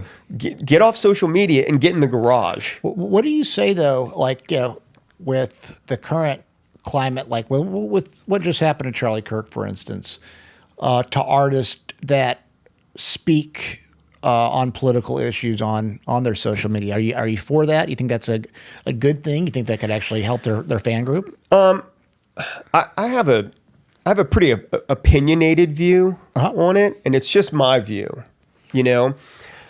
I think music is an escape. It's an escape from bullshit. It's an escape from reality. It can put you in a different place in your mind, and I feel like artists should be the like escape artists for people. When they start getting political, I start unfollowing. Yeah. Because if you say something that I don't agree with, like you've already lost me. I'm not gonna listen any longer. And then, nobody wants a bunch of fucking people like Pink running around spewing hate. Just get up there and sing your song and do your little twirls and that. Like, why would you go in and alienate anybody to a craft, to an art form? Now, if you're a James Taylor, if you're a Bob Dylan, if you're somebody that's writing about political times, which I think that's fantastic. We need that. When I was in London, like walking the streets and going into the pubs and meeting these different artists, there was such an energy there. And the energy was like something big is about to happen. Like some shit's about to go down here. You could just feel it. And you had these artists kind of in like different little pubs with their acoustic guitars singing about like injustice that's happening in London and kind of fighting back. And it goes back. It's very punk rock. Yeah. When you think about it, it's like, fuck the system. Yeah. Now we have like Green Day, who claim to be punk rock, but they're so for the system. Or Rage Against the Machine. They're Rage for the Machine. I mean, unbelievable when they were pushing that damn COVID vaccine. It's, it's like... it's wild. So, I see like times like this being springboards for great new artists coming out, great storytellers, great speakers. I think that turmoil, especially like what we're dealing with now, which, let's face it, this is a WEF UN global takeover. It's happening in France, London. They're about to issue the digital IDs in London, which that's from the CCP. It's mainland China. I've spent plenty of time there. I know what that looks like. If you speak out against the government, if you don't get your vaccine, they turn your WeChat off, or they shut you down. You can't do anything. You don't have access to money, social media, your phone, anything. So they're trying to implement that now in London. That's the plan. Yeah, that's the plan. That's what they want to do here. I think that one thing Trump said a long time ago was, they're not after me. I'm just kind of standing in the way. Yeah, they're after us. Yeah. And they're after this country. Yeah. And it's a communist socialist movement that's happening. Canada is just a shit show. And if you really look at like Venezuela, everybody's like talking about like, socialism. Look at Venezuela. It was one of the richest countries in the world. And then they went socialist. Yeah. And then they died within 4 years. Yeah. That country is devastated. Well, here's the thing with socialism. Socialism obviously leads to communism, but pure socialism might work if it's one culture. 100%, yeah. But when you bring all these different cultures in, it's never going to work. Right. Because, for obvious reasons. You have all of these different ideas on what's fair and whatever. Like, if you went to Denmark or Copenhagen, it's socialist. Their taxes are crazy high. I would never want to live there. But, it runs pretty smoothly. Right. But, it's mostly just white people. Yeah. You look at Europe right now. They're having issues because their socialistic model for a lot of Europe now has a lot of immigrants coming in. Well, it's also by design. It is absolutely by design. They're flooding it. Like Obama made a speech once, and he said, the way to destroy a country is you flood it with sewage. Interesting. Right? And the country destroys itself. Yeah. And that's been like the WEF and the UN, like that's the real agendas. Absolutely. These are real agendas, and you're seeing it take place. And it's like, I think now that you got Trump back in office, which is pro nationalism, loving your country, protecting your country. Racist. I know. You're now seeing uprisings in London. You're seeing like I saw something on the Netherlands the other day. They're fighting back. There's hundreds of thousands of people. Like, that's what it's going to take. It's going to take the people coming in and fighting back, and they're trying to destroy culture. Yeah, well, that's exactly what they're trying to do. You look at like London and Birmingham. It's about 50% foreigners right now. Yeah. People that are immigrants that are there. And, if you look at what the Muslim communities are doing there, and this isn't an attack on all Muslims by any means, but, when you want to put Sharia law in, or when you want to say that me saying a Muslim raping a girl is racist because I'm bringing up that Muslims are raping a lot of the girls right now in England, when the National Health was NHS in England put out something a couple of weeks ago that it's okay to marry your first cousin, right? To get along with the Muslim community. You have your brother problem. in Ilhan Omar's case. Well, yeah, that's it. Yeah. That's pretty amazing too. But I mean, these are really bad ideas, and as white people, us saying, hey, maybe we're not okay with this. Maybe we don't want a bunch of immigrants coming in, not because of the color of their skin, not because of their religion, but because they're trying to force that on us. Right. That's what we're pushing back against. And by the way, white people are some of the most tolerant damn people in the world. Very, very tolerant people. How do you think, or what do you think is going on in Europe? The white Europe was like, no, we're going to allow all these immigrants to come in. It doesn't matter, let them in. Now they're finding that just letting anybody in causes a problem. But now that they're upset about that, they're being called racist for having a logical opinion on it. Yeah. Well, there's definitely an immigration issue, right? Like in our country, immigration reform, I think, could be better. Of course, yeah. You know, we could streamline it. Like I met a guy in Tampa this past weekend. He was my Uber driver. He was a doctor in Cuba.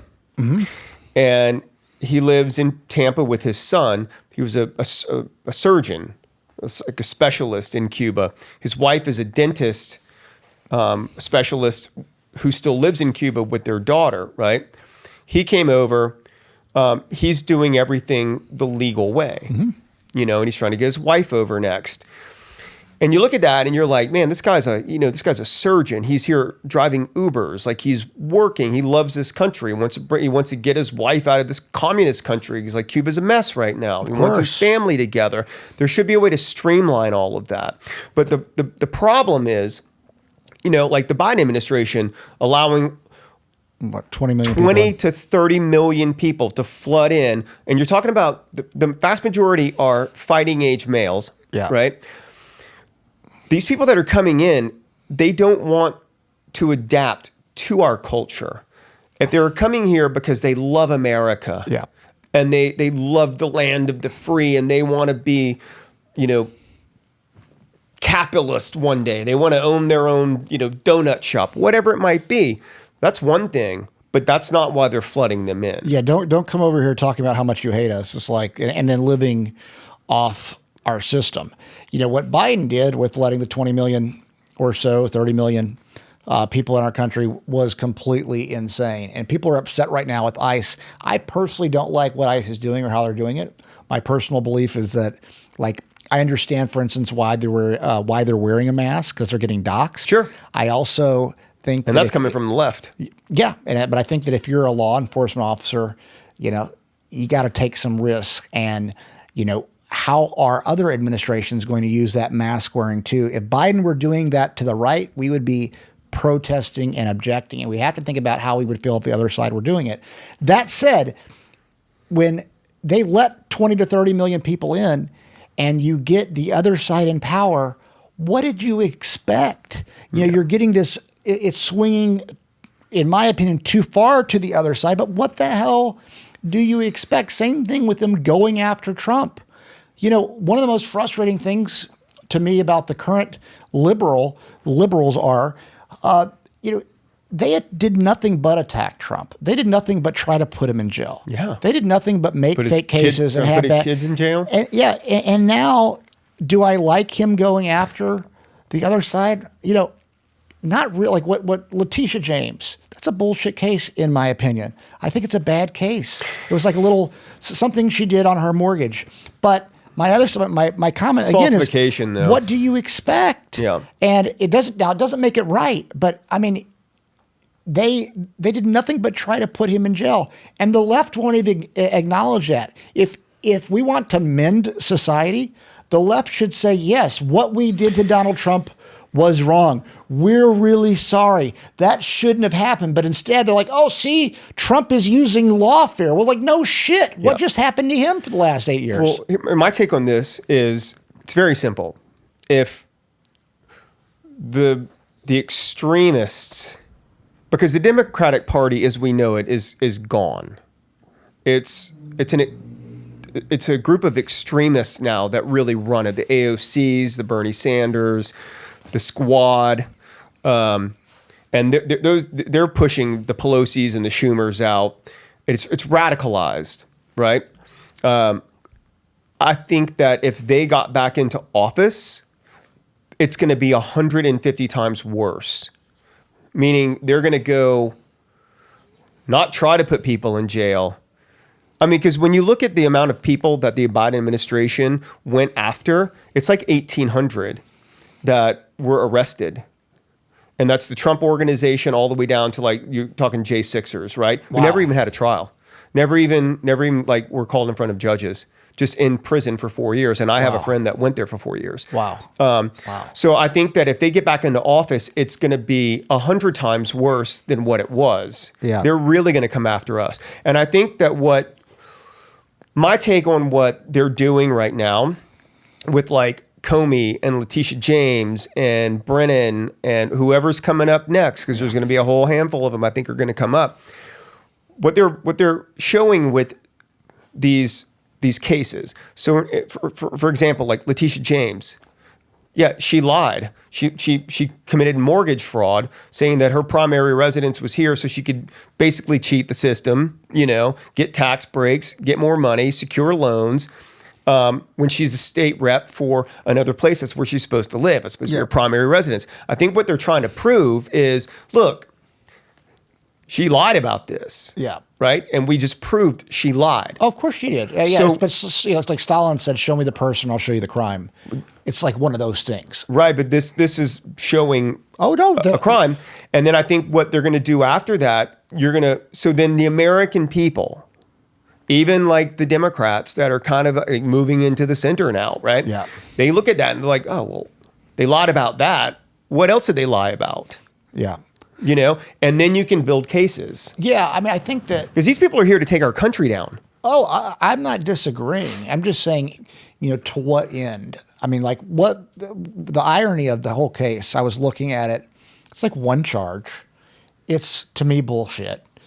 It looks like she did it, by the way, but it's like, come on. I mean, it's bullshit. Nobody else would have gotten charged for that, but nobody would have gotten charged for what Trump was charged for. Oh, yeah. And the left. Well, they were made up charges. I know they were, and they made a new law for him too. I mean, it was ridiculous. But I wish the left would acknowledge all of that. Yeah. That what happened to him, because how do you bring people together? You have people say, okay, I look at this charge on Letitia James. Nobody else would have gotten charged for this. It's bullshit. It definitely shouldn't be a felony, right. But now you have both sides, and Trump hasn't gone after Biden. He hasn't tried to throw Biden in jail. He hasn't yet tried to, yet, but he hasn't. He never went after Hillary Clinton. He never went after any of them. And, they had a fake dossier on Trump. They trumped up these charges that were bullshit. They tried to plant evidence in Mar-a-Lago. All of this stuff is known now. Yeah.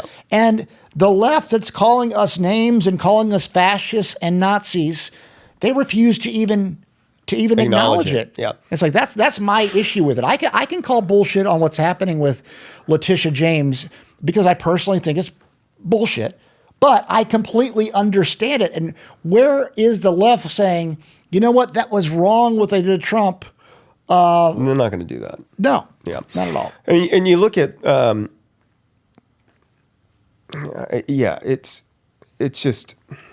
it's a mess, man. I think though that nobody believes anything out of the government any longer at all. Nobody believes the FBI. Kash Patel, who I thought was going to be like this great guy. Now, granted, they're only in there for so long. Even talking about like Charlie Kirk thing, transparency. It's been 3.5 weeks? Yeah. Nobody said anything. There's no transparency. It's a pretty weird deal, huh? Dude, it's very strange. And it doesn't look good for Turning Point USA. Doesn't look good for a lot of people. And they need to, What doesn't look good for Turning Point? Which part? Like Candace Owens has been exposing them nightly about them lying, and they're caught in a lot of lies that they said this is not true, she's lying, and then she presents the receipts the next day, and then they have to walk that back. I see. And go like, well, yeah, that she was telling the truth. Well, why did you lie about it? Yeah, what are you covering up? Yeah. There's a lot of weird stuff, but my hope is that you can restore governmental trust. Like, you hope the FBI does their job, because the FBI has been weaponized. And the papers that came out, was it last week that Tulsi Gabbard released on Obama, the Russia hoax was signed off by Obama. I know. He signed off on it. Yeah. Not only did he know about it, but they brought him evidence that was inconclusive, and he said, go back and find more stuff. Get me something. Show me the person, and I'll show you the crime. And it's like, okay, that will, should he be in jail? Yeah, 100% he should be in jail. These people should go to jail. And I would say this, we can't have the two-party system any longer. No, but I'm like, if we start just prosecuting presidents, if we start like, this will never end. Now, if we're okay with this, let's say that I said, okay, I would have to accept that we're at war and that all of them needed to be rounded up. Yeah. That is the slippery slope. Don't you think we're at war right now? I do in a way. Yeah. Maybe I'm in denial a little bit because I have a lot of friends on the left. I mean, I debate with my friends on the left like a good amount, and they're reasonable. They're like Bill Maher, like where he makes a lot of damn good points. Yeah. But he's also coming around. He is. But, I don't want to actually be at war. I think that we're so close. And the left, by the way, the average person is fucking clueless. I know. They have no idea what could happen to them. It is dangerous. It's dangerous for them and it's dangerous for us. Yeah. Because the only reason that we would do something like this, I say we as in, let's say the side that they've forced me to be on now, the left has forced me to be on this side. The only reason we would do that is because we know when they get back in office, they're going to come after us. Yep. That's it. They're going to come after. We saw what they just did. They had people lose their jobs over COVID. We've got the death threats in our DMs. We've been called Nazis, fascists, racist, transphobe, homophobe, all of those things. We've experienced it for the last 5 years, and now they want mercy. I want to give them mercy. Well, but my concern is... Has it been the last 5 years, though? Well, it's you're talking like we're 8. Almost a decade of this nonsense going on. Yeah. And now we're like in the middle of like the Podesta plan, which the Podesta plan was... that was leaked during the 50,000 John Podesta emails that WikiLeaks exposed. They had the Podesta plan, which was if Trump gets into office, this is what we're going to do as the deep state. And we're deep into that right now. You look at like California, was it yesterday, claimed that they're in a state of emergency because you've got the National Guard in there. Well, the National Guard needs to be there. They need to clean that shit up, man. And if we've got these gang members and we have all this stuff on our streets running around, it's not safe. I mean, look at all the things that you're seeing now, like these murders, these merciless shit that's happening, and raping and all this stuff. Yeah. It's not people from our country. It's people that they're here illegally.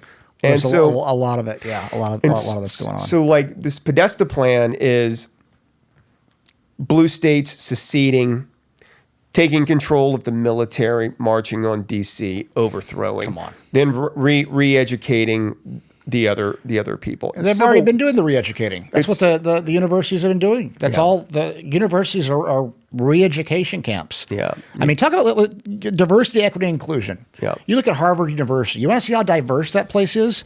97% of the professors are liberal. Yeah. You're talking about 3% conservative. How much diversity is there? But that's okay because they're right.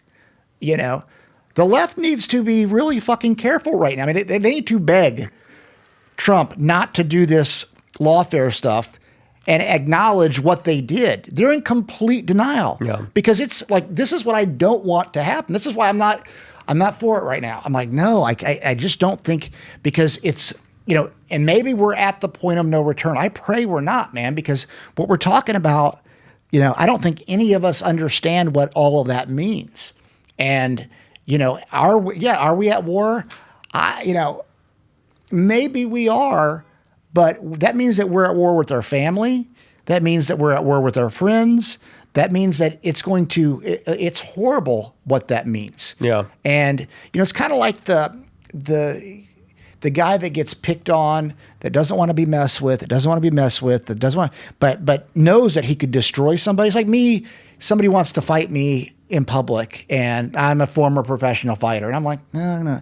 Like, you finally push that button and, they're destroyed. Yeah. And, I think, and that is where I am at. I want peace. Yeah. I don't want to have to pick a side. I want to be able to think freely. But we've been pushed so far where we're on the left, so far to the right, or so far that now we're on the right, and we're kind of having to pick this side because the other side has given us no choice. They're so irrational. Yeah. They become not friends with my girlfriend because she has a couple different views that all of a sudden they put her in the MAGA bucket. They start calling her names. They suggest that it's because of my views, which, by the way, my views, I'm pretty damn open-minded. Sure. I Yeah, could tell same. you both sides of pretty much every argument. So, maybe the Letitia James things is good, and maybe we should prosecute Obama and Hillary and all. But damn, I mean, what that really means, it's one thing to say it. It's another thing to do it. Talk about division and things on the street. I don't necessarily think you have to go in and prosecute like Obama, right? Impeach him.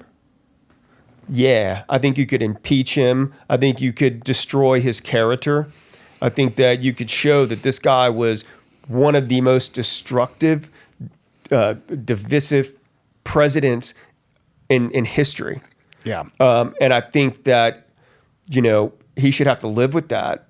So I don't necessarily think that you've got to Put him in jail. But I think that you got to run him through. I mean, look, how many times was Trump impeached for nothing, nonsense, Nothing. So I think that,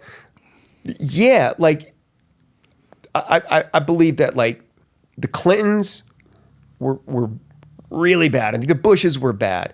I think that Obama was the worst, and I think that he really came in to destroy.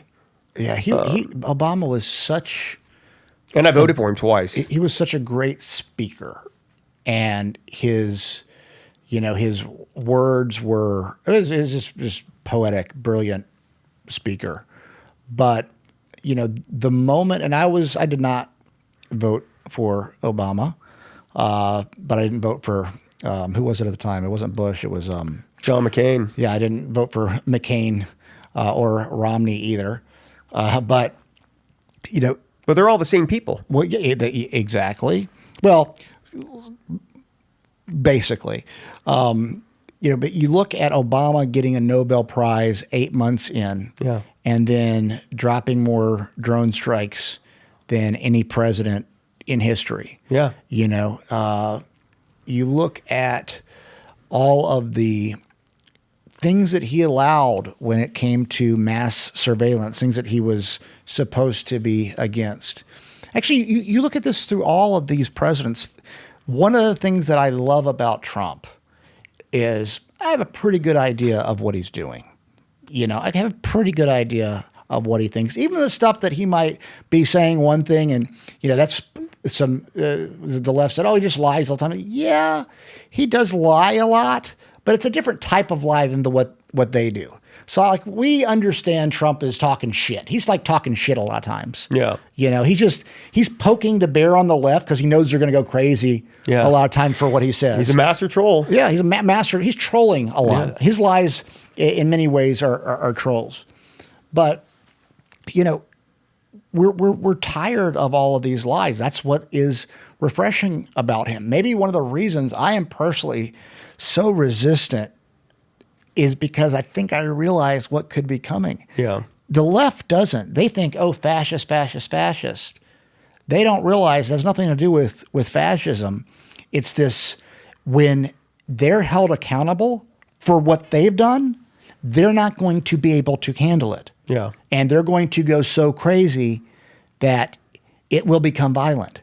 And that is what I don't want. That's the reality. That's what it is. It's already violent. They're going to go so crazy that violence is going to have to happen. Yeah. And, we don't need that. So that's why, we need the left to open up and acknowledge what they did to Trump. Acknowledge it. Or even acknowledge Antifa. and pinpoint that and say like, look, we're not associated with this organization. They don't speak for us. They don't fight for us. They're independent, but they don't. They like Kamala Harris set up a fund to pay for Antifa to get out of prison when they were put in prison. And what does that show? So yeah, acknowledge Antifa exists and they're bad. Acknowledge all the things that we know that they've done. Acknowledge what they did to us during COVID. Acknowledge the death threats. Acknowledge they shouldn't have called us fascist and Nazis. Acknowledge that they shouldn't have called us racist or transphobes or homophobes. Acknowledge these things, and we can start. Because I could forgive if it were completely, legitimate. If it was coming from a good place, and I think most of the country could. We're actually a forgiving country. We really are. So, especially like this side of things is extremely forgiving. Absolutely. And tends to just go like, okay, let's just move on. Yeah, but they don't. That's what I'm worried. That's why the lawfare really worries me, because I know that the left isn't emotionally stable enough to handle it. Well, I'm with you. I would love to see that. I think that what we're about to see is this radical group double down. Well, good luck to them. Good luck to them. And what's crazy, Ed, is it ain't going to work. Like, we've been sitting here talking, and normally we'd be talking about like wild fucking parties and crazy shit that I've done, and like, what you're doing and what you're working on, and like, just getting into epic rants and epic stories about things that have happened in our lives, or like things that we're excited about going off and doing. But we're sitting here having this kind of conversation, and I feel like these are the types of conversation that everybody's having right now with their friend group. Well, that's why I wanted to have you. I was like, I know that we haven't talked in a couple months, and I wanted to hear kind of where you were coming from with all of this stuff too. Yeah, it's just it's all fucked up. We have to have accountability. We have to prove that the justice system is not a two-tiered system, that people can go and just like congressmen and senators that walk in with no money and they walk out 50, 80, 100, 200, 300 million dollars richer. This stuff. I mean, listen, I was reading a report the other day, and half of the American people have stopped paying their taxes. Half the country stopped paying their taxes. Wow. And I get that. It's like, what? Why? Yeah. Why? What are we getting out of any of this stuff? Yeah. Give you 50% or 40% of my income per year, when everything is just getting higher, shit's getting crazy. You can go and you can go, make public trades off of insider information, not be held accountable. You can do this, you can do that, you can sell American secrets, you can try and frame a president of the United States, and you can get away with all of this stuff. Wait, you just said try to frame a president of you. That is amazing, though. They did try to frame, or they did frame Trump. This whole thing was framing. And that's all we've heard for 10 years is Russia spy. And then they're like, well, look what you're doing now. This is the gaslighting that everybody's tired of with the left. And I don't know if they get it.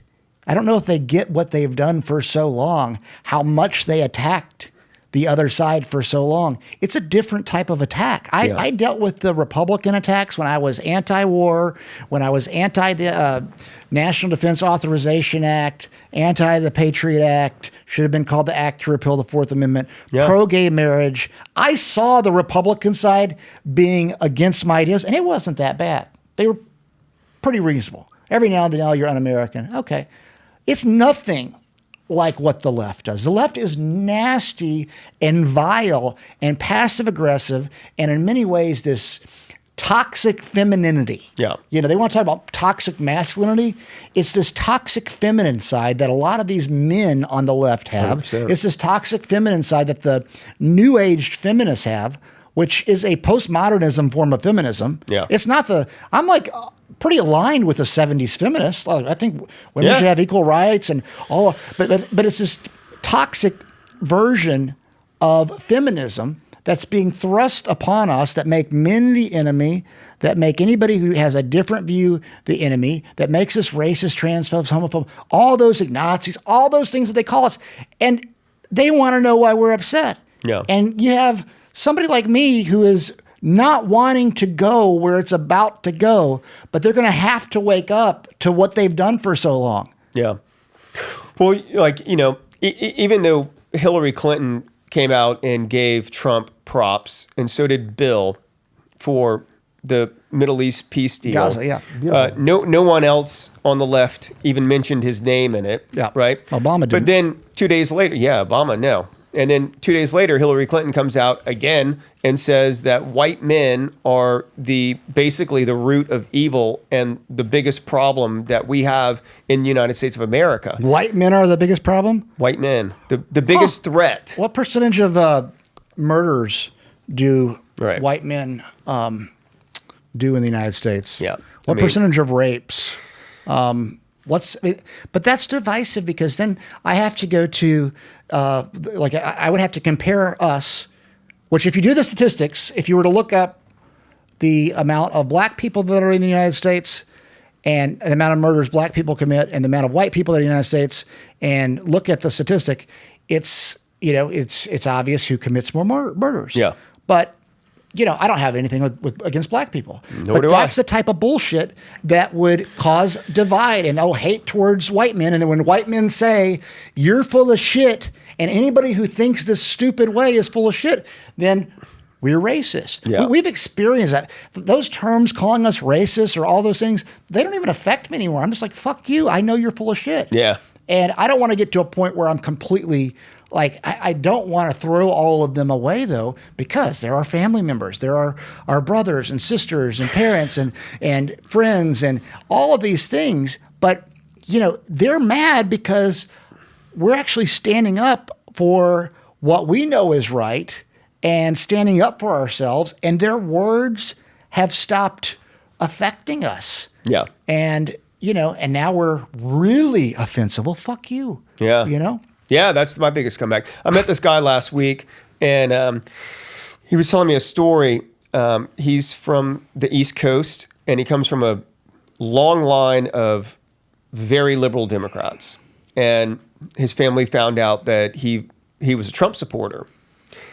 And his entire family, like he was telling me, he's like, Hollis. He's like, my first cousin, who I've done everything with, he was like, everything from being children growing up, like we smoked our first cigarette together, when we were teenagers. We had our first beer. We did everything together. He was like, my entire family has cut me off. He's like, I haven't heard from them in years. He's like, my grandmother passed away and I wasn't allowed to go to the funeral. Oh, brutal. So it's like, you have to understand though, it's not us, because we could sit there and we would be like, yeah, let's just fuck it, let's go have a beer. But you're dealing with these radical people that they hate. And it's I almost look at this whole thing now as it's like good versus evil. Yeah, it is. Well, you're talking about like what comes to mind when you say that obviously is how awful that is. But like Scotty, and I love his dad, and they get along now and everything, but his dad wouldn't let him go to his mom's funeral because he didn't get the COVID vaccine. Wow. And he went anyway. But and I don't think of him as evil. I think of him as brainwashed. Yeah, it's just a different, and those are the people that I don't want this to hurt because they truly believe this stuff. Now, one thing that I can say in like Scotty's dad's defense is this, right? Because my mom's the same way. My mom, my pops, they got the shots. They got the second shot. My mom got the booster, and then she got incredibly sick for a long time. But that generation, the boomers, they were brought up with trust your doctor. Yeah. Trust your doctor. Sure. So my mom gets a sniffle, she calls her doctor. Yeah. They trust their doctors. So if the doctor's telling them something, his dad is probably sitting there going like, well, this is what the doctor says. And they're bought into that. You can't change that from that group of people. And he's probably looking at his son being like, what are you doing, man? Get the vaccine. Yeah, what are you doing? You're going to die. You're going to die. Yeah. But those are the people that, there's a lot of those, though, that are good people that we love. And that when I hear about going after Clinton or Obama, or I go to worrying about them, the people that I love that don't know what they're saying, and like, I don't want those. I don't want anybody to be hurt, but those are it's our country. They're part of our country, and they don't understand. Yeah, like you just said, it's about to get more violent on the left. Yes. We know that. So you have these group of Antifa or like the old Black Lives Matters people or any of these radical left groups that are going to push our country into a civil war, and people that we love, that we disagree with, but we love, are going to get hurt because of it. Yeah. And, Trump naming Antifa a national terrorist organization and now an international terrorist organization, and them sicking everybody on Doge. They sicked Doge on find where the money is. Oh, interesting. Who's funding these groups? Yeah. It's like Soros, and there's different. There's like a billionaire out of Switzerland that's funding a lot of stuff. There's different organizations, and I think that's what they're doing next. Is like I think that they've got to get bring the National Guard in, man, and don't fuck around. Round those people up, put them in prison, and let's start figuring this thing out and figure out where that money is coming from.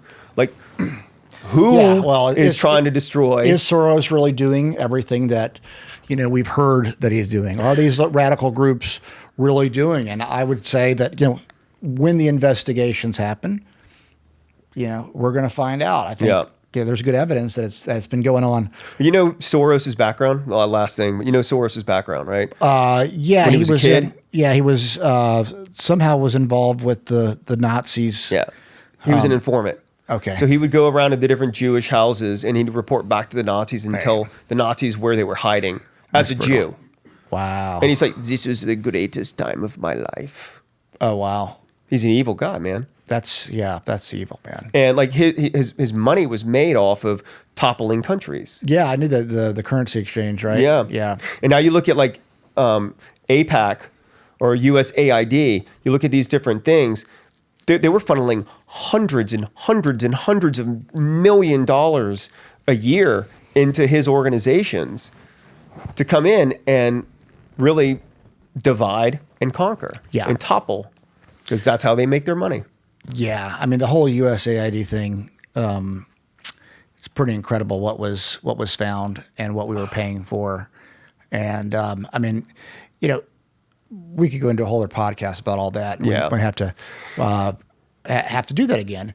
But man, thank you so much for coming in here. Man. We could have gone for I could go for another couple hours with you. Next time we'll talk about titties and cocaine, I promise. Let's go, baby. Yeah. All right, man. Yeah, man. Appreciate you. All right, Ed.